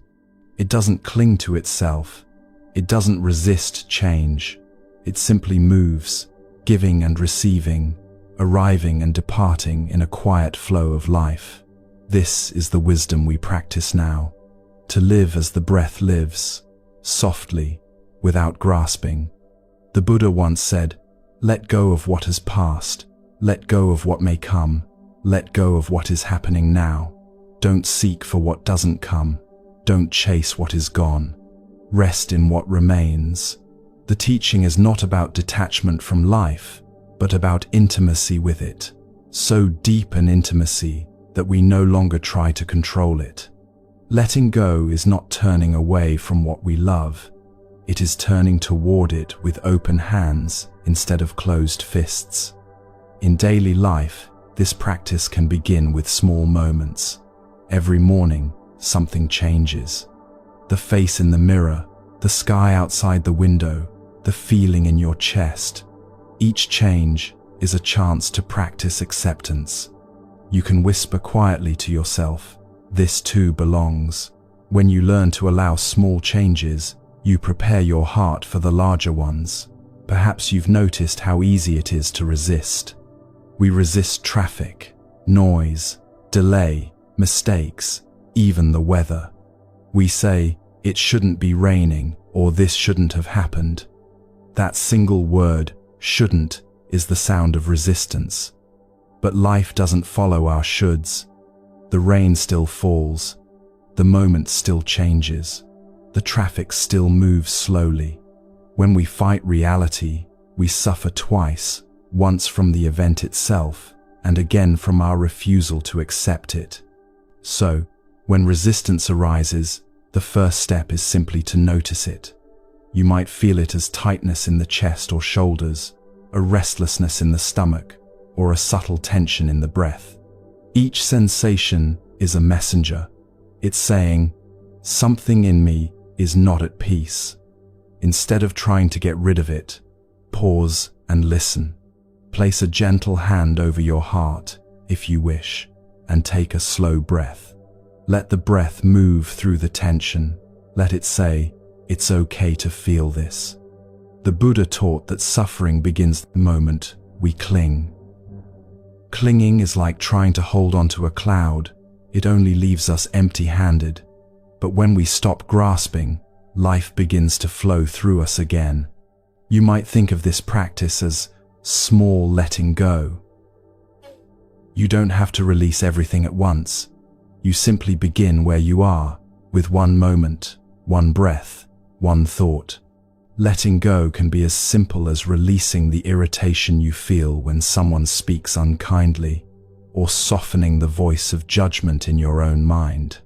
It can mean forgiving yourself for a mistake, or forgiving someone who never apologized. Each act of letting go is like unclenching a fist that has been closed for too long. At first, it may ache, but soon, it feels like freedom. One of the Buddha's teachings says, "When you let go, you have everything." It sounds paradoxical, but when you stop clinging, your capacity to experience life expands. You no longer hold only the things you like. You open yourself to the fullness of what is. Joy, sorrow, loss, renewal, all of it becomes part of the same sacred rhythm. You begin to trust that even when something leaves, something new will arise. This trust is the heart of the practice. When you trust the flow of life, you stop needing to control it. You stop measuring every experience by whether it brings pleasure or pain. You start to see that even pain carries its own quiet teaching. A lost opportunity becomes a lesson in humility. A delay becomes a chance to rest. A goodbye becomes a reminder to love more deeply while you can. The practice of letting go doesn't mean becoming passive or careless. It means meeting life with wisdom and compassion. You still act, you still care, but you act from clarity, not from fear. When things fall apart, you don't collapse, you breathe, you feel, and you remember that this, too, is part of the path. To live this way is to make peace with impermanence. Every day gives us chances to practice. A traffic jam, a broken glass, a disagreement, a sudden change in plans. In each of these moments, you can either resist or open. You can say, "Why me?" Or you can say, "Ah, this too." Here's a simple reflection you can carry with you. When you feel frustration, pause and ask, what am I clinging to right now? It might be an expectation, a desire, or a belief that things must go your way. Once you see it, take a breath and ask, can I soften around this just a little? You don't have to push it away, you only have to loosen your grip. Even a small release can bring great relief. Letting go also means allowing yourself to change. Sometimes we cling to old versions of ourselves, the person we used to be, or the person we think we should become. But just like everything else, you, too, are impermanent. You are not meant to stay the same. The more you allow yourself to evolve, the lighter life feels. The Buddha's insight into impermanence wasn't meant to distance us from love, it was meant to deepen it. When you know that everything changes, you love more honestly. You stop wasting time on resentment. You stop holding back affection. You say, I love you now, not later. You forgive now, not someday. You live now, because now is all that truly exists. Even in sorrow, impermanence holds hope. No pain can last forever. Grief softens, fear passes. Even heartbreak, if held gently, becomes a teacher of compassion. Every tear eventually dries. Every winter turns to spring. The truth of impermanence is not that everything disappears, it's that everything transforms. In your own life, you might begin to see this transformation everywhere. The cup that breaks becomes a reminder of gratitude. The friendship that ends makes space for growth. The job that's lost opens the door to new beginnings. At first, it's hard to see. But as your awareness deepens, you start to trust that the flow of life always moves toward balance, toward renewal. To practice letting go is to practice peace. It's not an escape from life, but a full embrace of it. The more you release, the more room there is for stillness. You begin to discover that underneath all the noise of wanting and resisting, there is a quiet presence that never changes. It's the same stillness that the Buddha touched under the Bodhi tree, the same awareness that watches your breath even now. You can touch that stillness at any time. You don't have to sit in silence for hours or seek a special place. All you need is a moment of awareness. When you catch yourself clinging, whether to a thought, an emotion, or a situation, pause and breathe. Whisper to yourself, it's okay to let this go. Then feel the softening that follows. That softening is the doorway to peace. Life will always keep changing.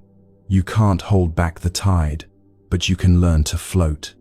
You can learn to trust the waves, knowing that every crest and fall carries you exactly where you need to be. So tonight, let the words of this reflection settle gently in your heart. Let them remind you that nothing you love is truly lost. It simply changes form.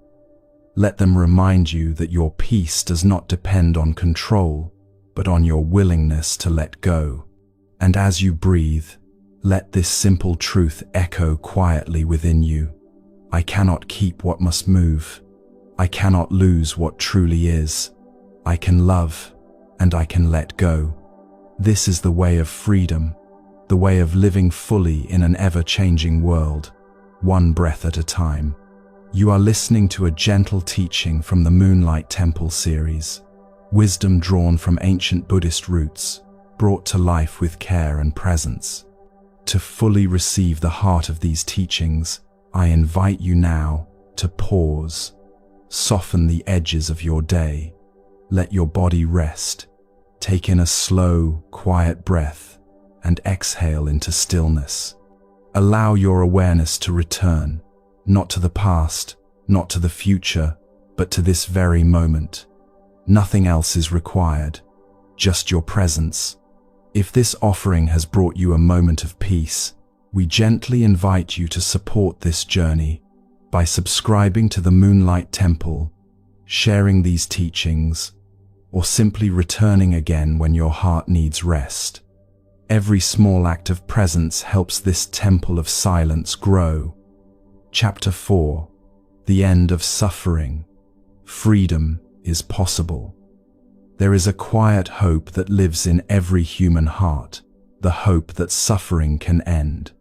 Not that life will become perfect or pain will vanish forever, but that somehow, within the chaos, there might be peace. The Buddha spoke directly to this longing. He did not promise a world without storms, but he showed that even in the middle of them, we can learn how not to drown. Tonight's story begins in a field where an ordinary farmer came to the Buddha with an extraordinary question about the nature of suffering. Part 1. The story of the Buddha and the farmer. One morning, the Buddha was sitting under a tree when a farmer approached him, looking weary and troubled. "Master," the man said, "I have so many problems. My crops have failed again.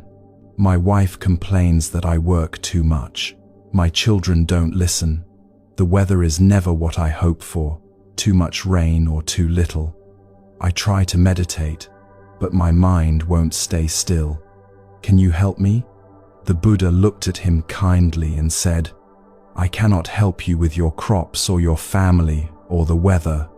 The farmer frowned. "Then what are you teaching if not that? What good is your path if it can't fix these things?" The Buddha smiled gently. "I cannot take away your problems," he said. "You will always have some, 38, maybe 40. Sometimes one will go away and another will appear. What I teach is not how to stop life's problems, but how to stop being owned by them. I teach you how not to suffer because of them." The farmer was silent for a long time. "You mean," he said finally, "that my life will always have difficulties, but I can learn to be at peace anyway?" "Yes," said the Buddha, "that is exactly what I teach."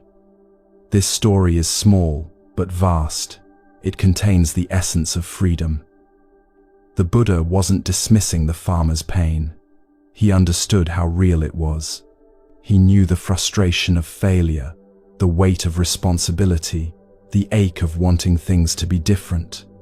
But he also knew a deeper truth, that peace does not depend on what happens outside of us.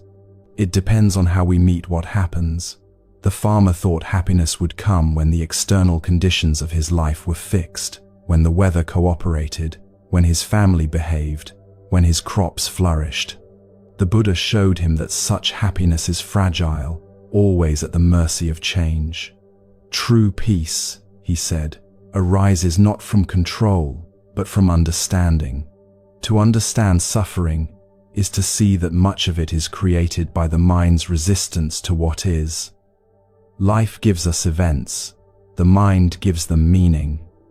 The distance between the two is where suffering lives. The Buddha's insight was revolutionary. Suffering is not our fate.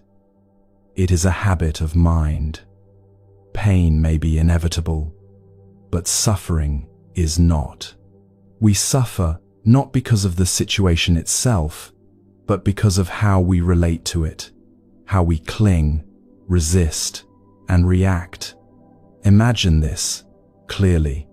Something happens, a friend speaks harshly, a plan fails, a loss occurs. That's the event, the first arrow. Immediately, the mind begins to build a story. Why did this happen to me? It's unfair. I can't stand this. Those thoughts, like arrows shot from our own bow, pierce the heart again and again.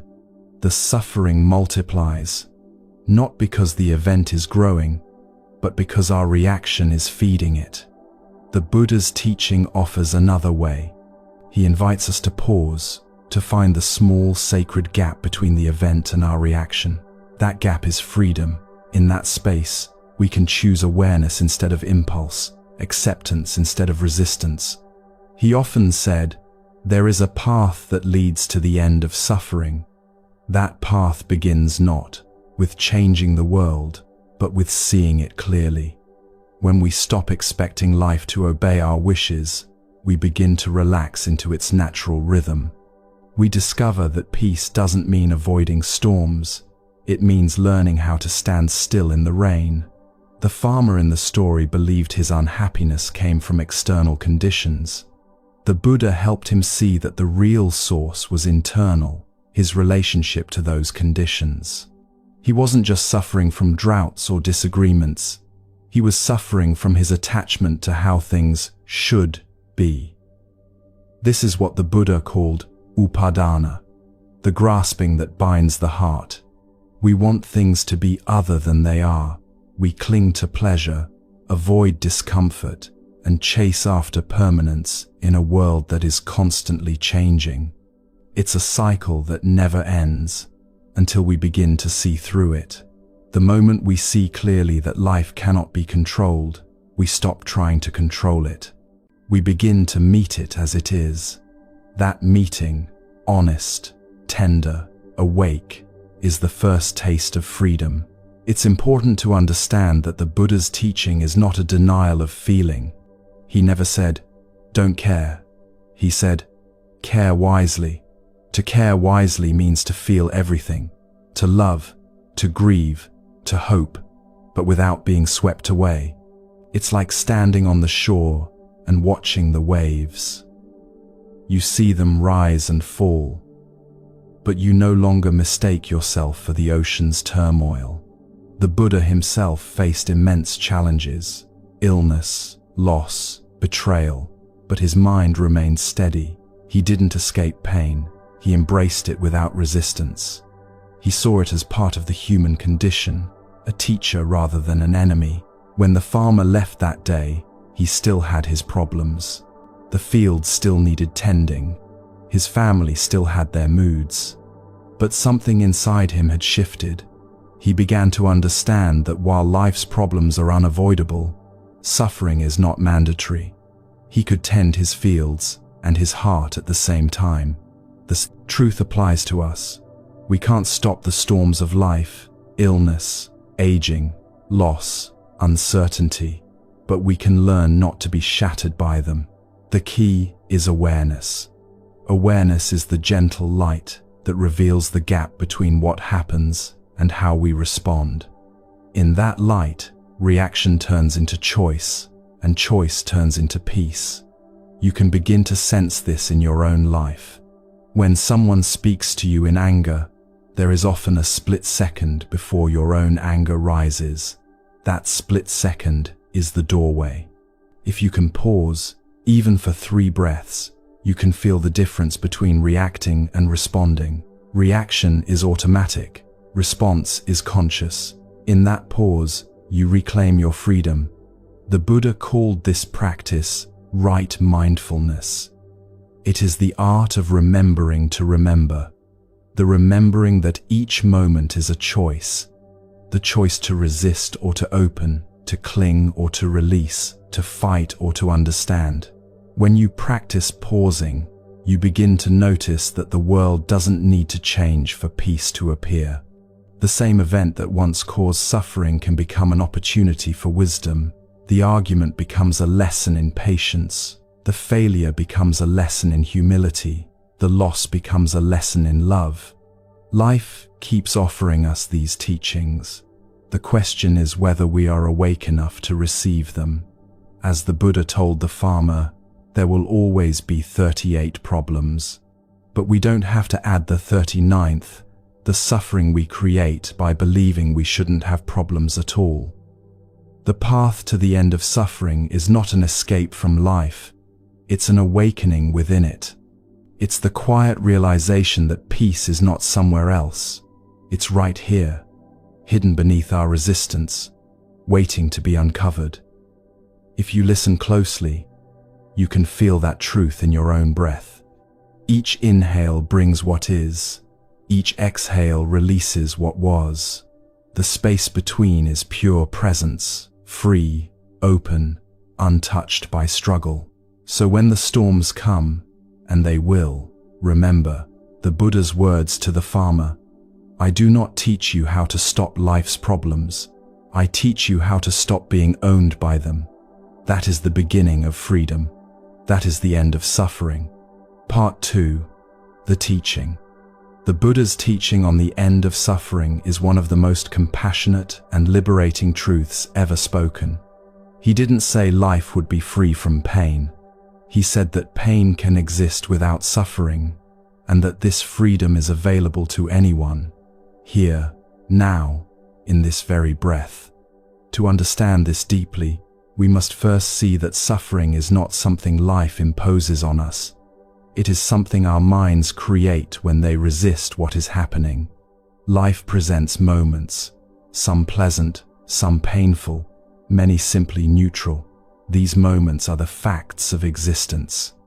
But what the mind adds to them, its stories, judgments, expectations, and fears, becomes the true weight we carry. The Buddha saw that this added layer is optional. He once described suffering as the difference between being struck by one arrow or two. The first arrow is unavoidable pain, the natural sting of loss, disappointment, or physical discomfort. The second arrow is our reaction, the resentment, the replaying, the mental resistance. The first arrow is part of being human. The second is self-inflicted. Freedom begins when we stop firing the second arrow. This doesn't mean becoming indifferent or suppressing emotion. Quite the opposite. It means being so fully present with reality that we no longer need to resist it. It's the gentle recognition that pain belongs to the body, but suffering belongs to the mind. The body may ache, but the mind can rest. When we look closely, we begin to notice that most suffering is not caused by what is happening right now. It's caused by what the mind says about what is happening. We replay conversations, regret choices, predict outcomes. The mind is rarely in the present moment. It wanders into the past and future, pulling, suffering along like a shadow. The Buddha called this restless wandering of the mind tanha, craving. We crave for things to be other than they are. We crave pleasure to last. We crave pain to vanish. We crave control. And yet, the more we crave, the tighter we become. Like a hand grasping water, the harder we hold, the less we have. Freedom begins the moment we see this clearly. The moment we realize, I am not my craving, I am not my reaction. There is a space between what happens and how we meet it, a quiet space that is pure awareness. That space is the heart of liberation. To live from that space is to respond rather than react. It's the difference between being a leaf blown by the wind and being the tree that watches the wind move through its branches. The tree feels the movement, but it does not lose its roots. The Buddha called this awareness right understanding. It is the knowing that suffering is not inevitable, it is conditional. When we stop feeding it with clinging and resistance, it fades naturally, like a fire dying when it runs out of fuel. You can see this for yourself in small ways. Imagine someone cuts in front of you in traffic. Instantly, the body tightens, the mind protests. How rude, they shouldn't have done that. The suffering begins, not from the event itself, but from your mental story about it.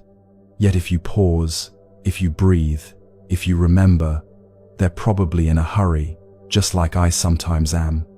The tension softens. The event hasn't changed, but your experience has. This is the miracle of awareness. It changes suffering without needing to change circumstances.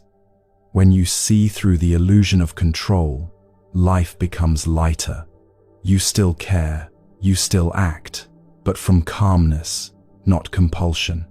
The Buddha's teaching reminds us that liberation is not somewhere far away.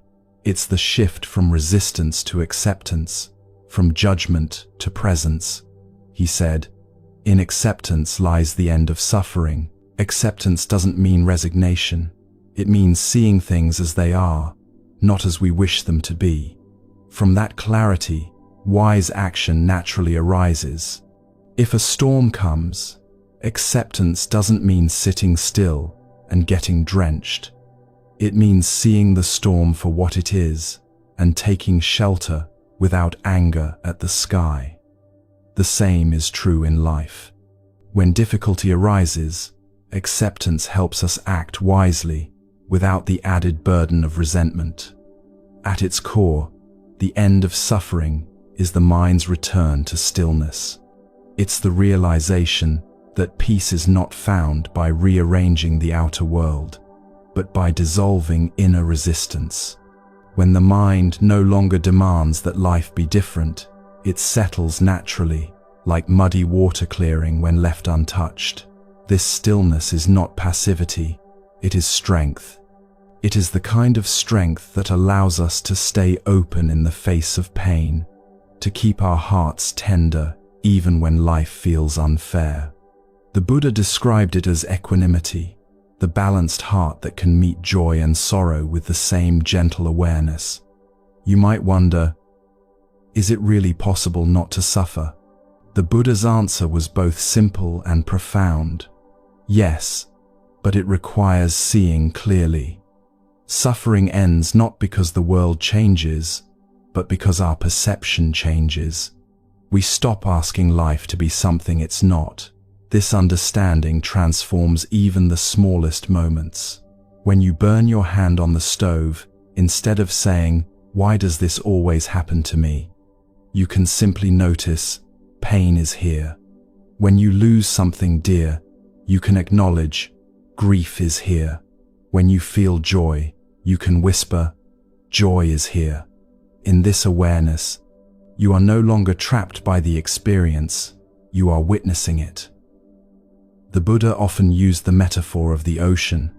The waves rise and fall endlessly, joy, pain, loss, love, but the water itself remains water. When we identify with the waves, we're tossed about by every change. When we realize we are the ocean, we rest in a vast stillness beneath the surface. That realization is freedom. Understanding that suffering is not destiny changes everything. It replaces despair with empowerment. It reminds us that we are not victims of life, but participants in it. We cannot control what comes, but we can choose how we hold it.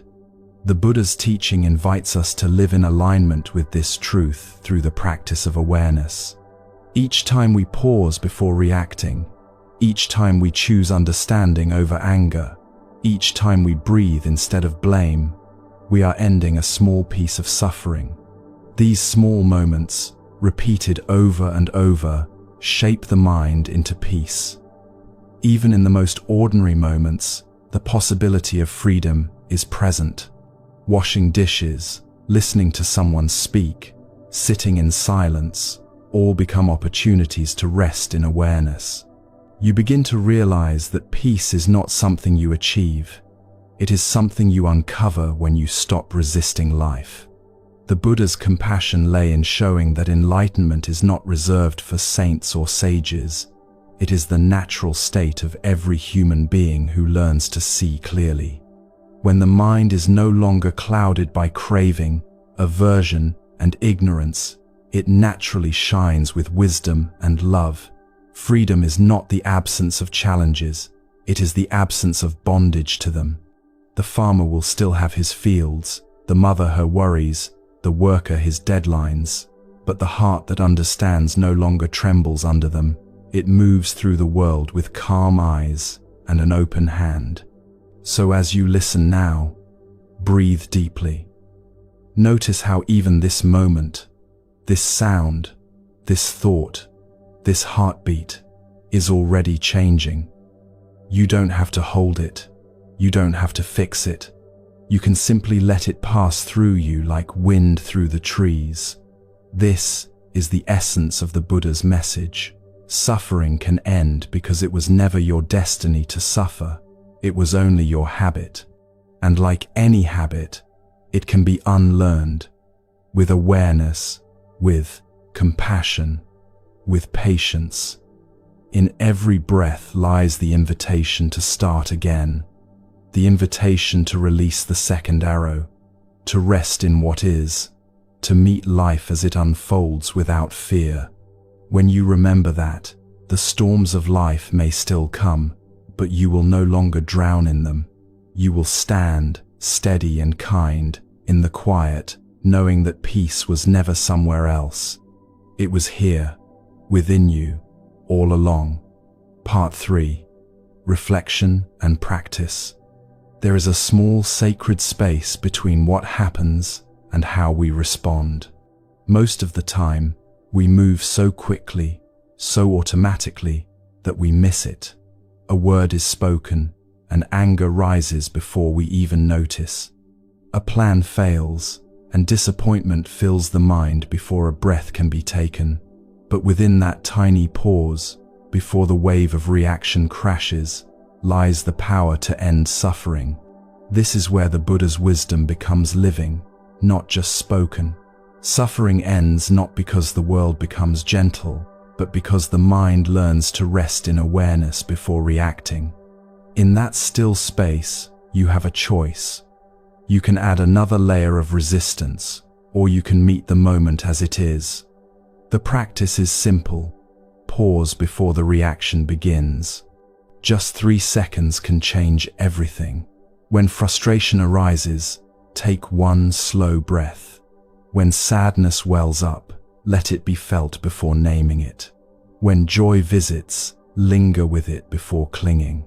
The pause doesn't erase emotion, it makes space for understanding. Imagine this practice like standing at the edge of a river. The current represents your thoughts and emotions, moving swiftly. Normally, you would be swept in, carried by the force of reaction. But with awareness, you step back onto the riverbank. You can watch the water flow without being pulled under. You can observe your anger, your fear, your craving, and in that observation, the grip loosens. The Buddha taught that this awareness is the doorway to liberation. When you observe your mind without judgment, you begin to see its patterns, the stories it tells, the fears it hides, the way it rushes to label everything as good or bad. Slowly, you realize you are not your reactions. You are the one who sees them. This realization changes the quality of your life in quiet, profound ways. In moments of tension, an argument with someone you love, a stressful meeting, a moment of loss, you can bring awareness to the breath. Feel it enter and leave your body. Notice the sensations that come and go. Each breath becomes a bridge between chaos and calm, between reaction and freedom. The Buddha once said, "The mind, when disciplined, brings happiness. The mind, when unguarded, brings suffering." Discipline here doesn't mean force. It means gentle remembering to pause, to breathe, to see. When awareness is present, even old habits of anger and fear lose their power.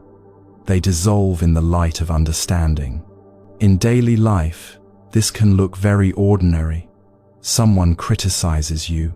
Normally, the mind rushes to defend itself. But this time, you pause. You feel the sting of the words, the tightening in the chest. Instead of reacting, you breathe. You silently acknowledge, pain is here. Then, slowly, the space widens. You may still speak, you may still act, but now your words arise from clarity, not reactivity. The power of this practice is that it transforms not only how you relate to others, but how you relate to yourself. Many of us are harsh with our own minds, judging ourselves for every mistake, every imperfection. But the Buddha's teaching on awareness is also an invitation to gentleness. When you pause and see your own suffering clearly, compassion naturally arises. You begin to understand that your pain is not a personal failure. It is the human condition seen through the lens of longing. As awareness grows, compassion extends outward. You begin to see that everyone is reacting from their own pain, their own fear, their own misunderstanding. The angry colleague, the impatient driver, the loved one who withdraws, all are, in their own way, suffering and seeking peace. Seeing this, the heart softens. You stop taking everything personally. You start meeting life with kindness instead of defense. This is what the Buddha called right mindfulness, to hold each moment in awareness, neither grasping nor rejecting. It is not a dry discipline, but a living art. Mindfulness turns ordinary moments into gateways of awakening. Washing your hands, feeling the water on your skin, can be a meditation on impermanence. Listening deeply to another person can be a meditation on compassion. Walking slowly, feeling each step touch the earth, can be a meditation on presence. In the modern world, our minds are rarely still. We live in constant movement, scrolling, planning, remembering, reacting. But stillness is always waiting beneath the surface. The pause is not something you create. It is something you uncover, something already here, hidden under the noise. Try this simple exercise the next time you feel overwhelmed. Stop whatever you are doing. Take one slow, conscious breath. Feel the air move through you. Notice what the mind is saying, but don't believe it. Let the breath anchor you in the present. In just a few seconds, everything changes. The situation may remain the same, but your relationship to it softens. You become the watcher instead of the struggler. This is what the Buddha meant when he said, "Between stimulus and response, there is freedom." That freedom is the end of suffering. It doesn't mean you won't feel pain, or that you'll become detached from life. It means that even in the midst of life's storms, you can rest in the eye of the hurricane, a stillness that nothing can disturb. When you begin to live this way, the world feels different. Problems still arise, but they no longer define you. You start to sense a quiet joy beneath the surface of things, a joy not dependent on outcomes. Even when something goes wrong, you find that peace remains, like a steady flame that flickers but never goes out. The Buddha's path is often called the middle way, for this reason. It's not about extremes, neither indulgence nor denial, neither control nor chaos. It's the balance that comes from awareness. When you live in awareness, everything becomes the path. Joy teaches, pain teaches. Every moment becomes an invitation to wake up. The practice of pausing before reaction also transforms relationships. Imagine a conversation where two people speak, not from defense, but from presence. Words become softer, listening deepens. Silence is no longer uncomfortable. In that kind of space, understanding can grow. Even in solitude, this practice is powerful. When you sit alone and the mind begins to spin, worrying, remembering, planning, you can smile gently and say, "Ah, thinking." Just that acknowledgement brings you back. You don't need to stop the thoughts. You only need to stop being carried away by them. The more you practice this, the more you see that awareness itself is peace. You don't have to add anything to it. It doesn't depend on circumstances or achievements. It's already here, like sunlight behind the clouds. The practice simply removes what hides it. The Buddha often said that awakening is like waking from a dream. In the dream, we are entangled in every story, believing everything we see. But the moment we wake, we realize the dream was never as real as it seemed. In the same way, awareness wakes us from the dream of suffering. It shows us that pain is real, but the stories we attach to it are not. Every pause, every breath, Every moment of mindful seeing is a step toward that awakening. The pause doesn't just change how you respond, it changes who you are. It transforms the reactive self into the witnessing self, the one who sees without fear, who feels without drowning, who loves without clinging. As you breathe now, let yourself rest in that awareness. Feel how vast it is, how still, how welcoming. There's nothing to fix, nothing to prove, nothing to chase. Just this moment, alive, complete, enough. The Buddha's gift to humanity was not a promise of a perfect life, but the discovery of a perfect freedom within an imperfect life.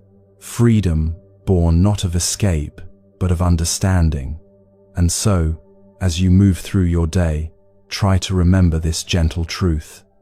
Suffering begins when we rush to react, and it ends when we pause to see. In that pause lies peace, in that peace lies freedom, and in that freedom lies the quiet joy of being fully, tenderly alive. You are listening to a gentle teaching from the Moonlight Temple series, wisdom drawn from ancient Buddhist roots, brought to life with care and presence.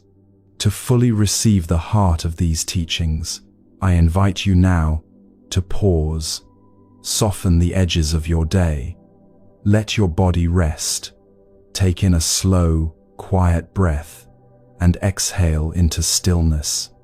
Allow your awareness to return, not to the past, not to the future, but to this very moment. Nothing else is required, just your presence. If this offering has brought you a moment of peace, we gently invite you to support this journey by subscribing to the Moonlight Temple, sharing these teachings, or simply returning again when your heart needs rest. Every small act of presence helps this temple of silence grow. Chapter 5. The Path of the Flowing River, the Way of Stillness in Motion. Before we begin this next reflection, imagine a river. Feel how it moves, not in haste, not in resistance, but in quiet certainty. It flows around obstacles, not through defiance, but through wisdom. No matter how solid the rocks appear, the water finds its way, patient and unyielding in its softness. This is the path the Buddha described, the path that does not fight life, but flows with it. Part 1. The Story of Water and the Rock. Once, a young monk asked his teacher, "Master, how can I live in peace when life keeps throwing obstacles in my way? How do I remain calm when everything feels so hard?" The teacher smiled and led him to a nearby stream. They sat by the water's edge for a long while in silence. The stream flowed over stones, around fallen branches, and through narrow bends. It sparkled in sunlight, whispering as it moved. After some time, the teacher said, "Look closely. What do you see?" The monk watched the water sliding effortlessly around a large rock. "I see water," he said, "but it cannot move the rock." The teacher nodded. Wait. Minutes passed. The monk noticed something subtle. The edges of the rock were smooth, shaped by years of contact with the gentle current. "It seems the rock has changed," the monk whispered. The teacher smiled. "Exactly. The water does not fight the rock, yet over time, it transforms it. That is the power of what does not resist.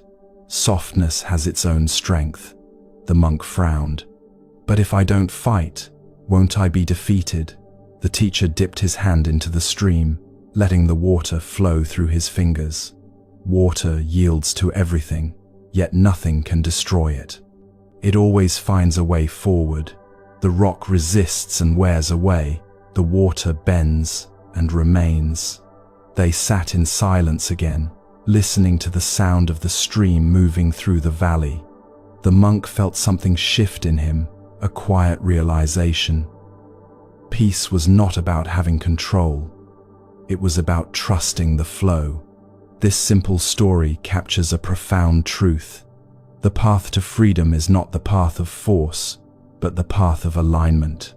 The Buddha taught that life's natural way is not resistance, but harmony. Just as water moves in accordance with gravity, we, too, can learn to move in accordance with the truth of the moment. The mind often acts like the rock, hard, rigid, certain that strength comes from control. We think if we push harder, we'll get what we want. But real strength lies in flexibility. The water teaches us that softness is not weakness. It's the quiet intelligence of balance, the wisdom to yield without giving up, to move without breaking, to trust without fear. The Buddha's teaching echoes this same truth in what he called the middle way. A life free from extremes, lived with awareness and compassion. It is a way of being that flows between effort and ease, between discipline and gentleness, between doing and allowing. It asks not for perfection, but for presence. To live like water is to live in harmony with reality. It doesn't mean passivity or apathy. It means acting from alignment instead of resistance. The water doesn't stop when it meets a stone. It simply changes shape. It finds a new course, guided by patience and trust. When we practice this in our own lives, something softens inside. We stop demanding that things follow our plans. We start listening. We learn to adjust rather than control, to observe rather than force. And slowly, peace begins to flow through us, like water finding its natural course. The monk's teacher didn't tell him to be strong. He showed him that strength is already present in the soft flow of awareness. The same lesson appears in countless ways in nature. The tree that bends with the wind survives the storm. The bird that glides with the air uses less energy than the one that fights it. The body that breathes freely heals more easily than the one that clenches in tension. All of life teaches the same principle. Harmony is stronger than control. But this wisdom often goes against what the modern mind has been taught. We live in a world that values striving, achievement, and constant doing. We are told to push harder, move faster, achieve more. Yet the harder we push, the more exhausted we become. We start to feel like that rock in the stream, heavy, rigid, unmoved by the flow of life. The Buddha's path invites us to return to something more natural, something deeply human. He called it the Noble Eightfold Path, a map for living with clarity, compassion, and balance. It is the path that leads to peace, not through struggle, but through understanding. The Eightfold Path is often described as a wheel with 8 spokes, each one representing a different aspect of a harmonious life. They are right view, right intention, right speech, right action, right livelihood, right effort, right mindfulness, and right concentration. These are not commandments or rules, they are gentle directions, showing us how to live in flow, like water guided by gravity. Right view reminds us to see life clearly, to understand that everything changes, that our actions have consequences, and that peace comes from understanding, not control. Right intention invites us to cultivate kindness, compassion, and non-harm. When our intentions are pure, our actions naturally align with truth. Right speech encourages words that heal instead of harm. The Buddha said, "Speak only what is true and kind, and when it is necessary." Like water, our words can nourish or erode. Right action is the practice of integrity, living in a way that causes no unnecessary harm to others or ourselves. Right livelihood asks us to earn our living in a way that supports life rather than destroys it. Right effort is not about working harder, it is about working wisely. It means applying energy to what leads to peace and releasing what leads to suffering. Right mindfulness is awareness in daily life. being fully present with each breath, each moment, each task. Right concentration is the ability to stay steady, focused, and calm, even when the currents of life shift. Together, these 8 aspects form a river of practice. They guide us gently toward wisdom and compassion, helping us move through life with ease and clarity. The Buddha didn't intend this path to be followed perfectly. He intended it to be lived naturally, as a continual practice of returning to awareness. Like water, we are not meant to be fixed, we are meant to flow. When we practice the Eightfold Path, we begin to embody Wu Wei, the state of effortless action, the way of being that arises when we are aligned with the natural order of things. It doesn't mean doing nothing. It means doing what is needed, no more and no less, with full presence and no resistance. In this state, even ordinary actions become sacred. Walking becomes meditation. Listening becomes compassion. Working becomes service. Each movement flows from awareness rather than from struggle. This is how suffering begins to dissolve, not because the world changes, but because we do. We stop fighting life, and life stops feeling like an opponent. We begin to sense that we and life are not separate, that the river we feared was never outside of us. We were always part of its flow. The story of the water and the rock is, in truth, the story of every heart. Life presents us with obstacles, loss, confusion, disappointment. But when we learn to move with them instead of against them, we discover a quiet strength that cannot be broken. To live like water is to trust the path beneath your feet, even when you cannot see where it leads. It is to act without aggression, to speak without harm, to love without fear. It is to meet life as it is, and in doing so, to find peace. So let us remember the lesson of the teacher by the stream. The rock seems strong because it resists, but it will wear away. The water seems soft because it yields, yet it endures. And perhaps, as you listen to the sound of your own breath, you can feel a little of that river within you, flowing, gentle, alive, carving its way towards stillness, one moment at a time. Part 2. The Teaching. The Buddha once said, "Just as a bird flies with 2 wings, wisdom and compassion must work together." In this balance, we find the essence of the path, a way of living that neither clings nor resists, neither forces nor retreats. It is the art of harmony, of being in tune with life rather than in battle with it. This is what it means to walk the middle path, the way that flows like water. Water teaches us the wisdom of effortless action, to move without aggression, to adapt without losing form, to be both gentle and powerful at once. The ancient masters called this the way of non-striving. But non-striving doesn't mean doing nothing. It means doing what is needed, in rhythm with life's natural unfolding. When you look at a river, you notice that it never stops moving. It flows around every obstacle with quiet intelligence. It doesn't rush, yet it always reaches the sea. This is the teaching of Wu Wei, which means effortless action, or action without resistance. It is not laziness or avoidance. It is deep alignment with what is real. It is the stillness beneath movement, the calm at the center of change. The Buddha's Noble Eightfold Path mirrors this same wisdom. It's not a set of rules, but a way of living in harmony with the flow of reality. Each part of the path is like a ripple in the same stream: right view, right intention, right speech, right action, right livelihood, right effort, right mindfulness, and right concentration. When practiced together, they become a living current of awareness and compassion. Let's begin with right view. To see clearly is to understand the impermanent nature of all things.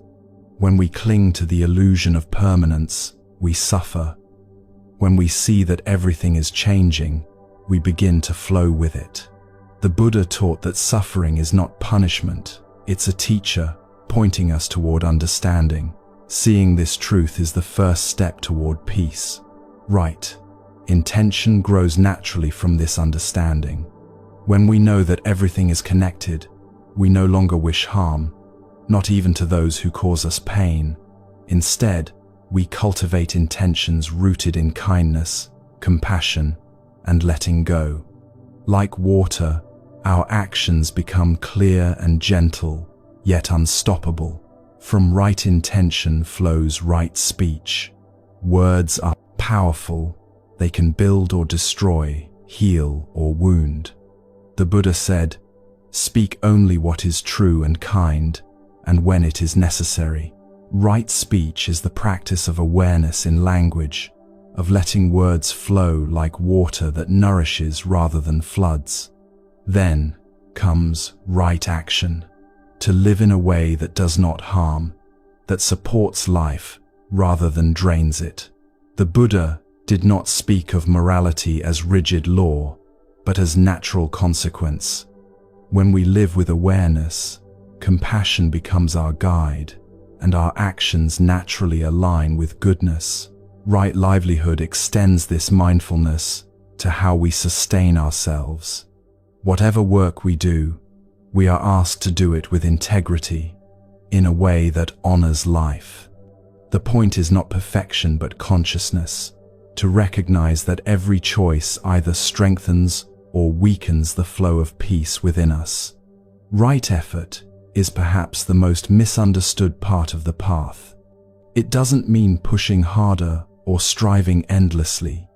It means applying energy wisely, like a sailor adjusting the sails to catch the wind. The Buddha described it as the effort to let go of what causes suffering and to nurture what brings clarity. It's not about forcing the river, but guiding the boat. Then there is right mindfulness, the heart of presence. It is the practice of noticing what is happening as it happens, without judgment. When you wash a dish, you feel the warmth of the water. When you walk, you feel the ground beneath your feet. When a thought arises, you see it for what it is, a passing cloud. Mindfulness returns us to the present moment, where life actually lives. Finally, right concentration is the practice of stillness. It's the ability to rest the mind, to stay steady amid change. It's not about escaping the world, but about seeing it clearly from a place of calm. When the mind is quiet, wisdom reveals itself naturally. Together, these 8 elements are like the movement of water.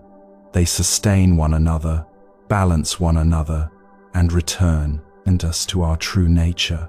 This is the middle path, the path that avoids the extremes of indulgence and denial, of control and passivity. It's the path that leads not away from life, but into its very heart. The Buddha's insight was not that life must be perfect, but that peace is possible within imperfection. He taught that the river of awareness flows through every moment, even those that seem dark or chaotic.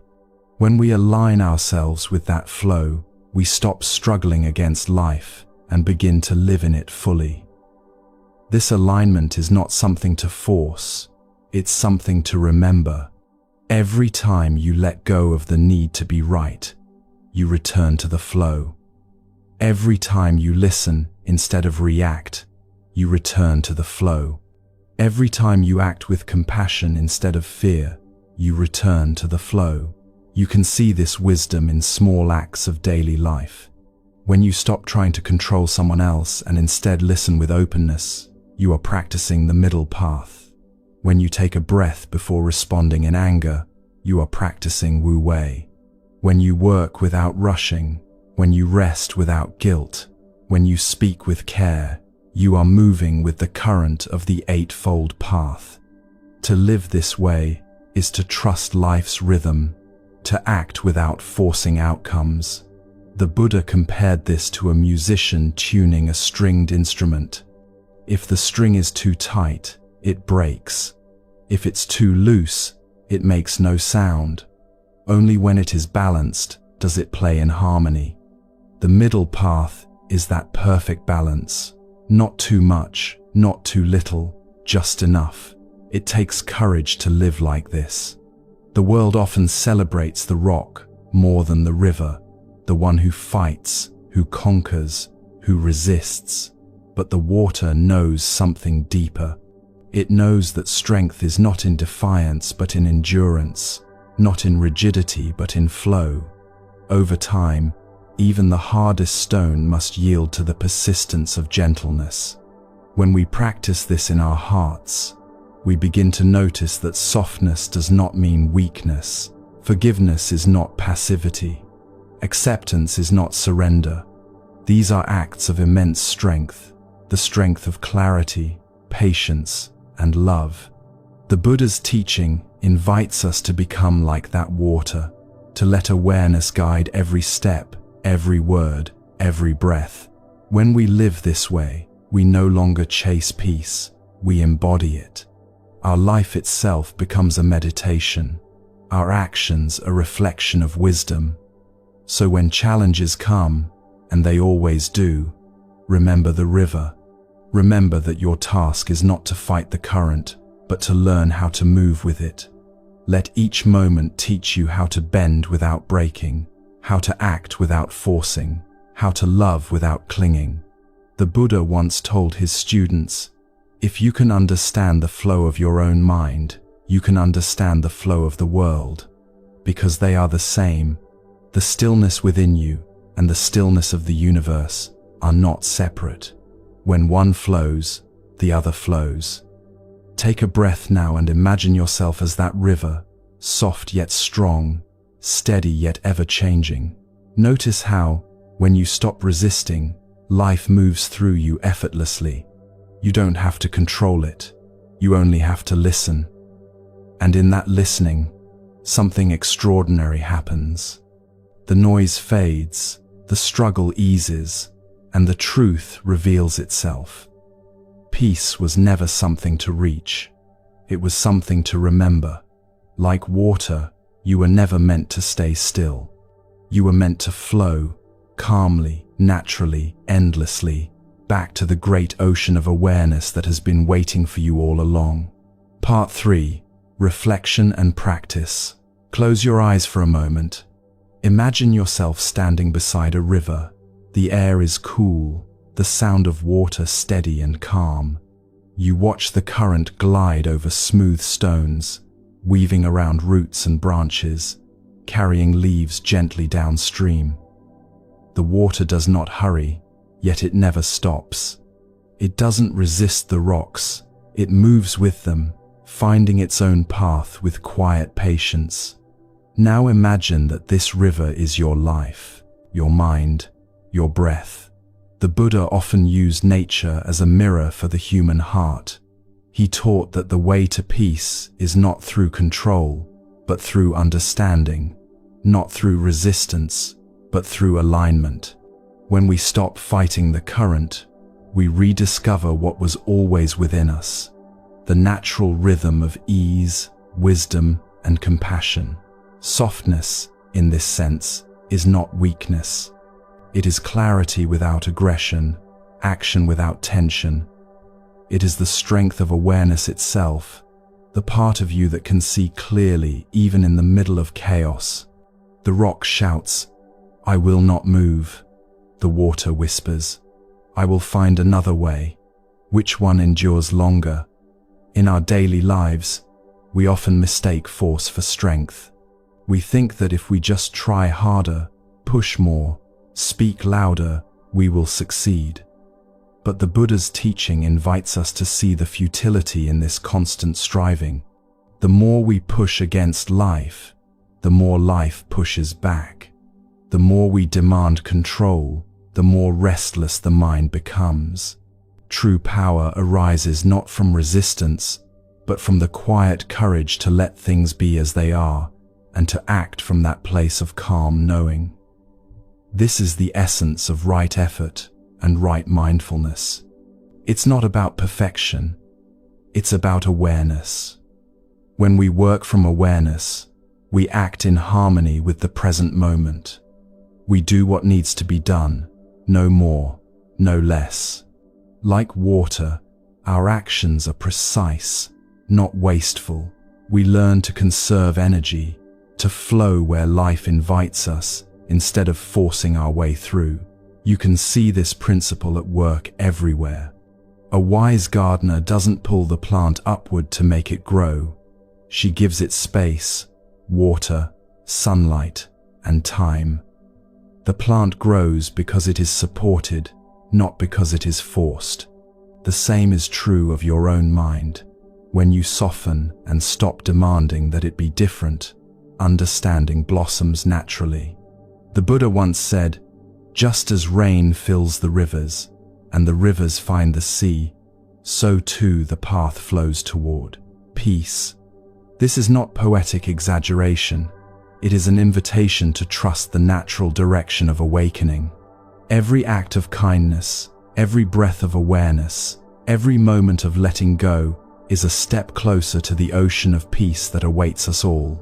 You can practice this in the most ordinary moments. When you feel frustrated, pause. When you feel uncertain, breathe. When someone speaks harshly, listen with your whole heart before you reply. These small acts are not small. They are the art of flow. They are how the current of mindfulness smooths the rough edges of daily life. Try this simple reflection throughout your day. When you face something difficult, a conflict, a mistake, a disappointment, ask yourself, can I meet this like water? Can I allow this moment to move through me without hardening against it? Can I trust that by softening, I do not lose strength but gain clarity? This question transforms situations. A tense conversation becomes a chance to listen more deeply. A failure becomes a lesson in humility. A delay becomes an invitation to breathe. The outer world stays the same, but your inner world shifts. That is what freedom feels like. Not the absence of challenge, but the presence of peace within it. The Buddha taught that when the mind is clear, life becomes simple. The middle path is not an abstract philosophy. It's a way of living where balance replaces struggle. When we practice balance, we begin to see that we can be firm without being rigid, compassionate without being naive, soft without being weak. It's easy to think of mindfulness as something that happens only in meditation, but it's truly lived in the moments between. The moments when you choose presence instead of reaction, kindness instead of judgment. When you wash your hands, feel the water. When you drink tea, notice its warmth. When you walk, let your steps be steady and aware. Each act of mindfulness is a return to the river's flow. And when you forget, because you will forget, that's okay too. The water never blames the rock for being in its way. It simply finds another path. In the same way, every time you lose your awareness, you can gently begin again. The Buddha called this beginner's mind, the ability to return to the present without guilt or frustration. Every breath is a chance to start over. There is a phrase often used in teaching meditation: don't try to calm the mind, calm the trying, and the mind will settle on its own. This is the wisdom of the river. When you stop forcing peace, peace finds you. When you stop fighting the current carries you home. In our work, our relationships, our ambitions, we can learn to act with this same intelligence of flow. When something isn't working, instead of pushing harder, pause and observe. Where is life trying to move? What feels natural? What feels forced? Often the quiet path reveals itself only when we stop demanding an answer. Think of a musician in perfect rhythm. They don't rush the beat. They listen deeply and move in time. The song carries them. This is what it feels like to live in alignment with awareness, to act from flow instead of from fear. When the Buddha described enlightenment, he didn't speak of lightning or miracles. He described a mind that moves like water, clear, reflective, responsive, and free. In this state, the world doesn't lose its complexity, but we stop getting lost in it. We can meet joy without clinging, and pain without despair. We can live fully, knowing that every moment is enough. To practice this, try a small meditation now. Sit comfortably. Let your hands rest softly. Breathe in slowly. Feel the air enter your lungs. Breathe out. Feel the release. As you breathe, whisper silently to yourself, I do not need to be perfect. I only need to be present. Let the words sink in like rain on dry earth. Each breath reminds you, life doesn't need to be controlled. It only needs to be experienced. You are the river and the witness to the river, both moving and still. When you rise from this meditation, carry that awareness with you. Bring it into the way you work, the way you speak, the way you love. Let your actions flow from presence rather than pressure. This is what it means to walk the middle path, to live with grace, even in a world that forgets how to be gentle.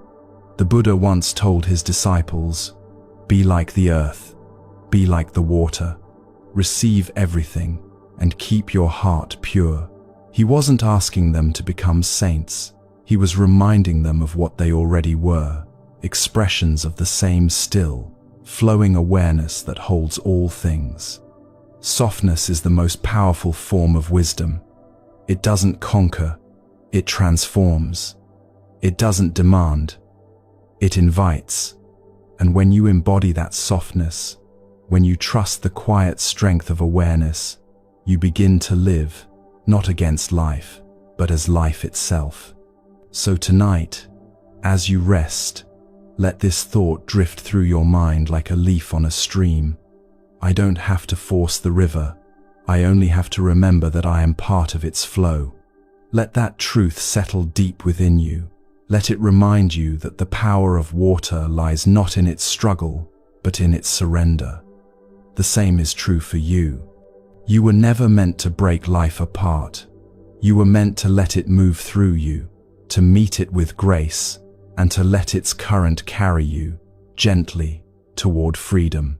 You are listening to a gentle teaching from the Moonlight Temple series, wisdom drawn from ancient Buddhist roots, brought to life with care and presence.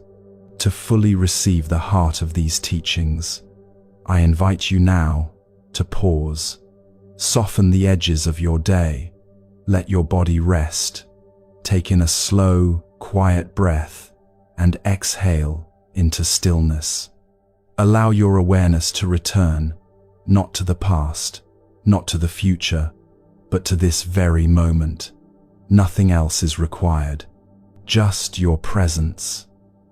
If this offering has brought you a moment of peace, we gently invite you to support this journey by subscribing to the Moonlight Temple, sharing these teachings, or simply returning again when your heart needs rest.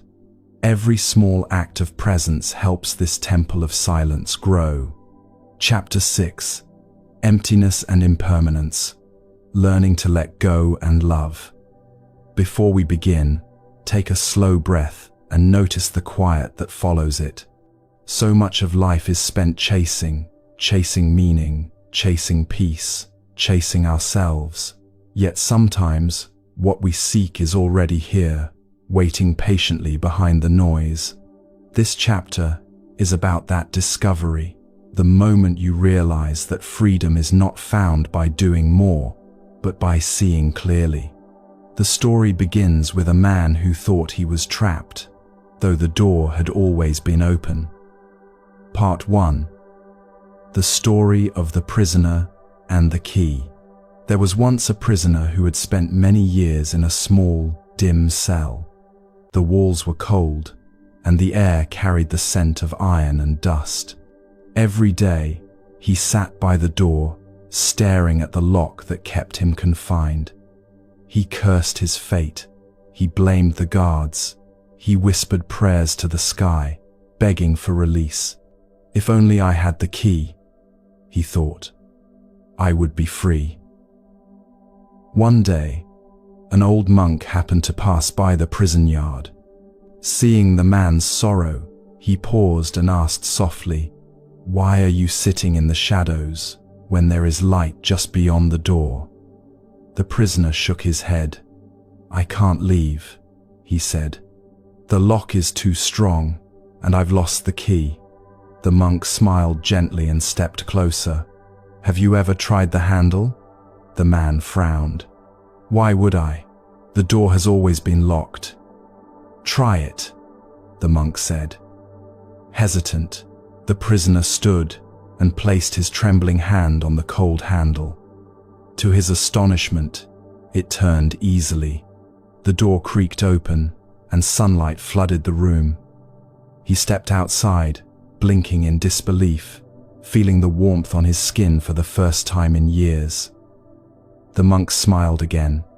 "You were never trapped," he said. "You only forgot to look." This story is a mirror for the human condition. Like the prisoner, we spend so much of our lives locked inside our thoughts, believing we are trapped by circumstance, emotion, or identity. We say to ourselves, "I can't be happy until this changes. I can't forgive until they apologize. I can't rest until I'm perfect." We imagine that peace lies somewhere beyond the next achievement, the next understanding, the next day.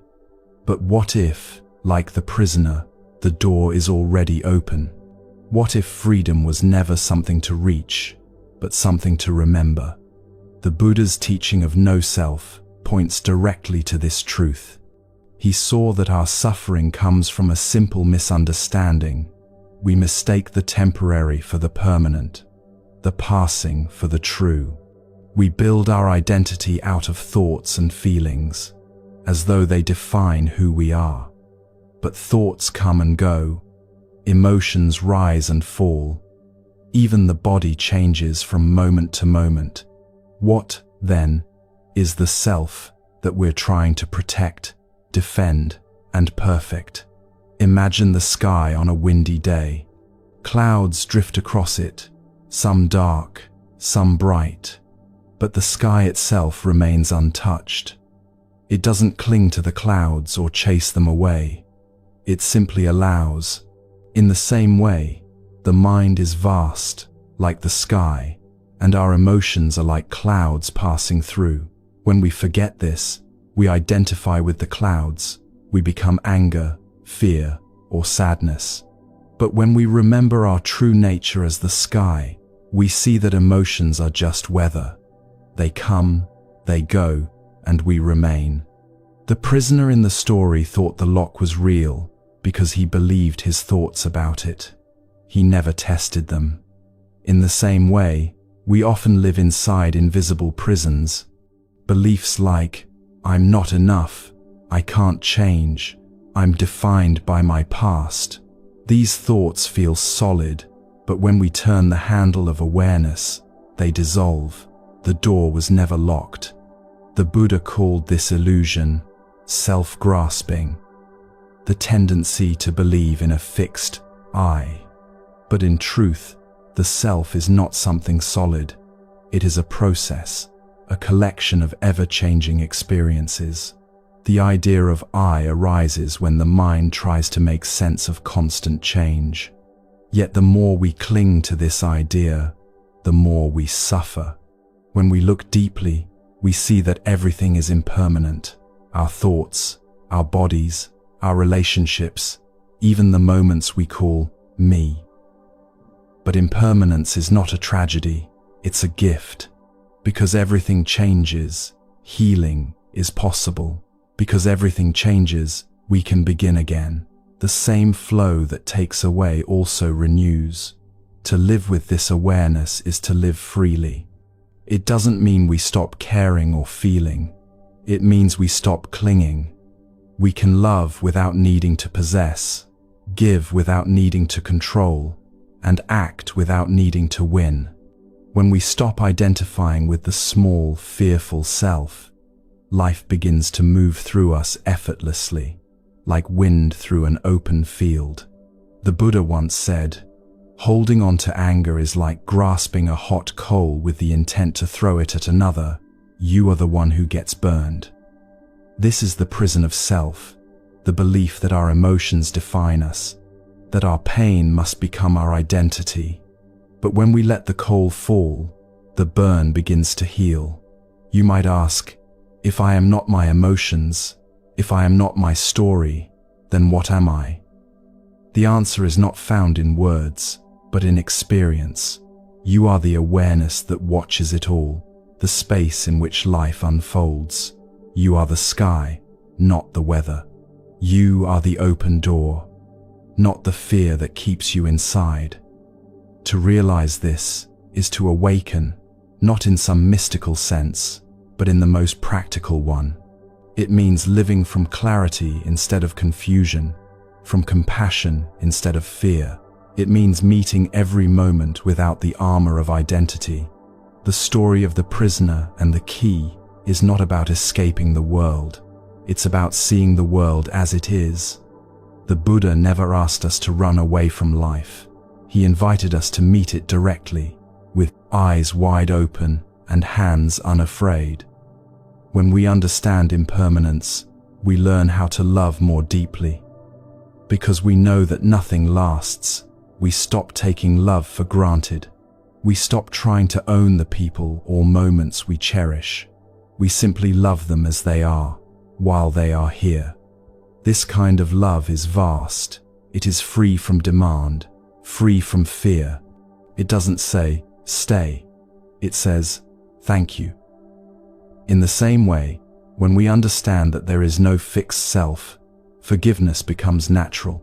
We see that the person who hurt us was acting from their own confusion, their own suffering. They too are changing moment by moment, just as we are. The self we cling to, the I and the you, is always shifting. Knowing this, the heart softens. The practice of no self and impermanence is not about losing individuality. It's about seeing through illusion. You can still laugh, create, work, and love. You simply do so without the weight of me and mine. Life becomes lighter, more fluid. You respond to the world instead of reacting to it. You participate without being possessed by it. The prisoner didn't need to find a key. He needed to look. In the same way, awakening doesn't require new beliefs or achievements. It begins with simple awareness, turning the handle of the moment, noticing the open space that's been here all along. When you remember this, every difficulty becomes a teacher. Fear shows you where you are still clinging. Sadness shows you what you love. Anger shows you where you long for justice.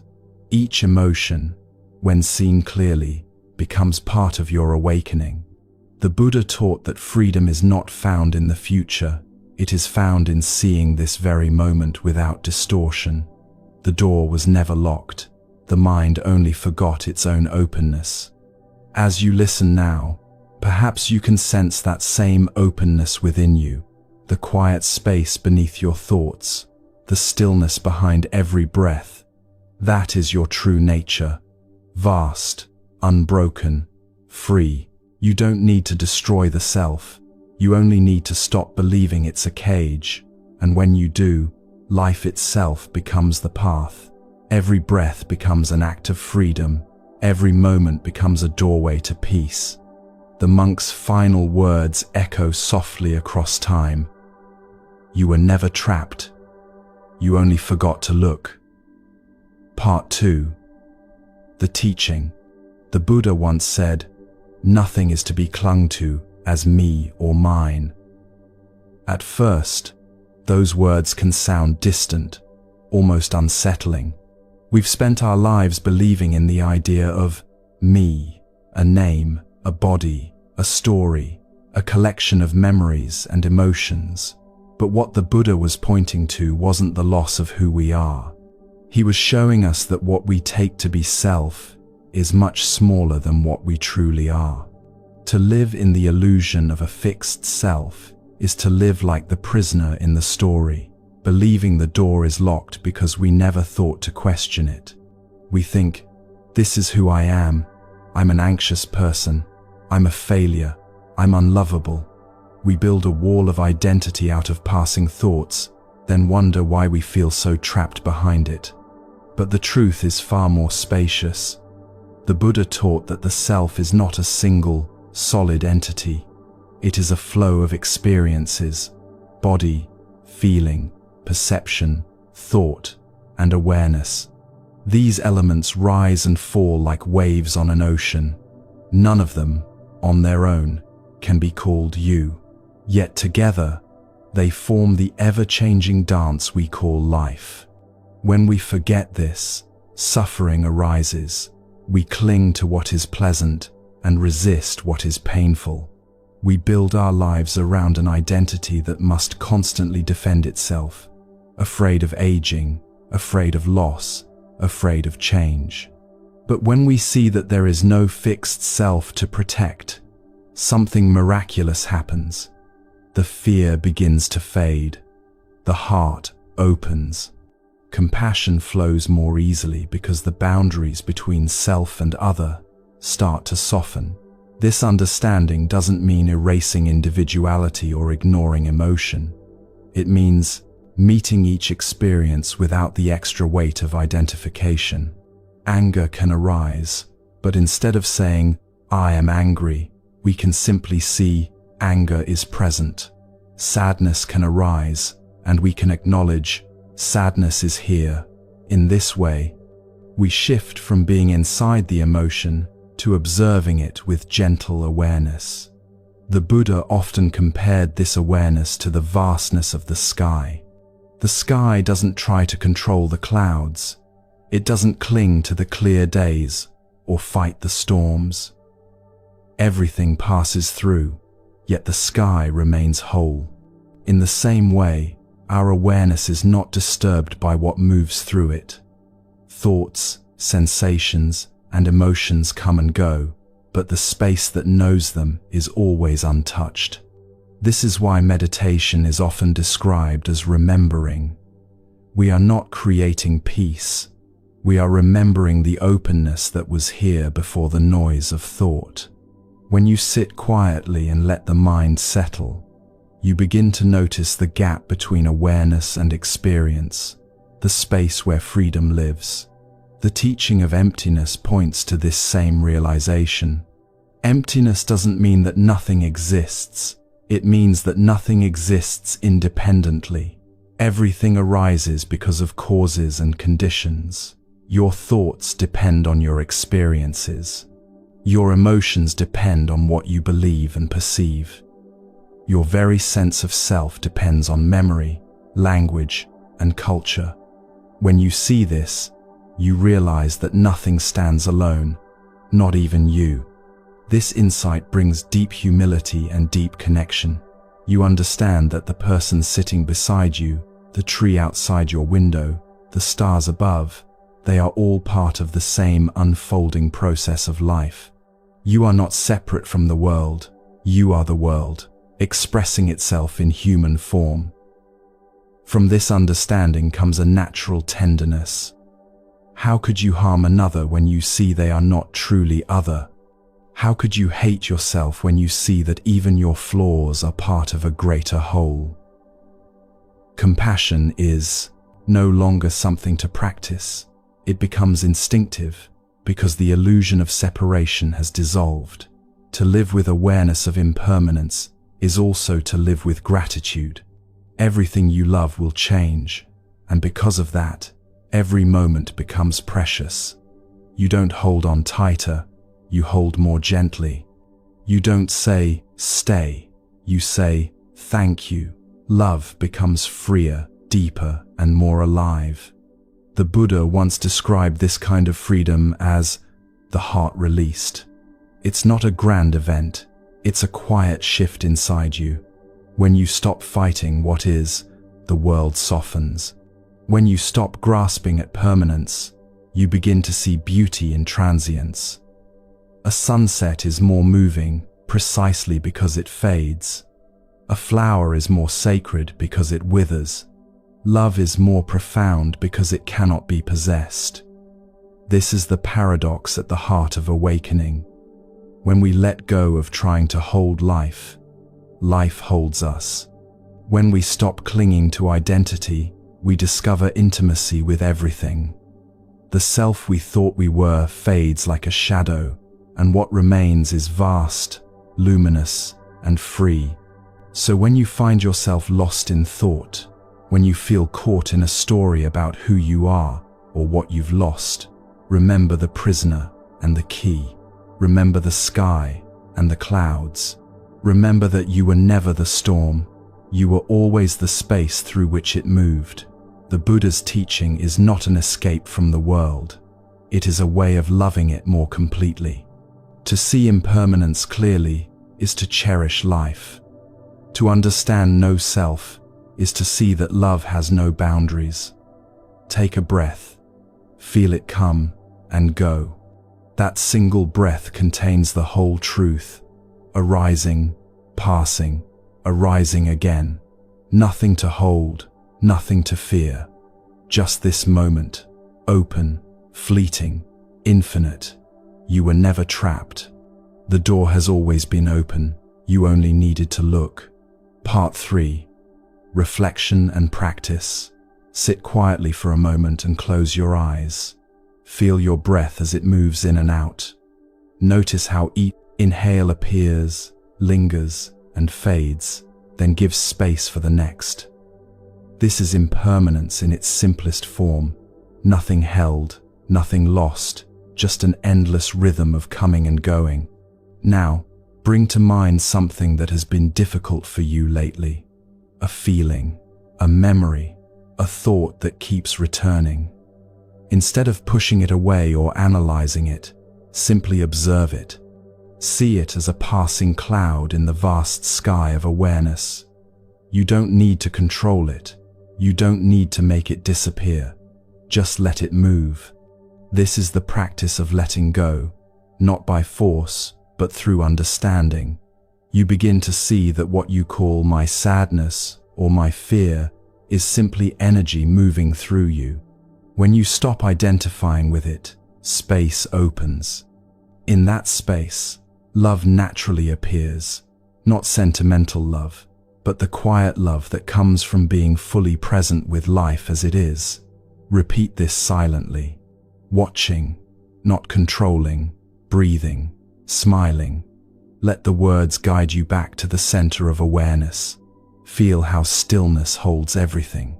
Even when emotion stirs, even when thoughts race, the sky of your mind remains unchanged. This is what the Buddha meant by liberation, not an escape from life, but a deep peace within it. To see impermanence is to understand that nothing can truly be lost, because everything is always transforming. To see no self is to realize you were never separate from the flow of that transformation. So when life feels heavy, remember, you are not the cloud. You are the sky. You are not the story. You are the space in which the story unfolds. Let yourself rest there for a while.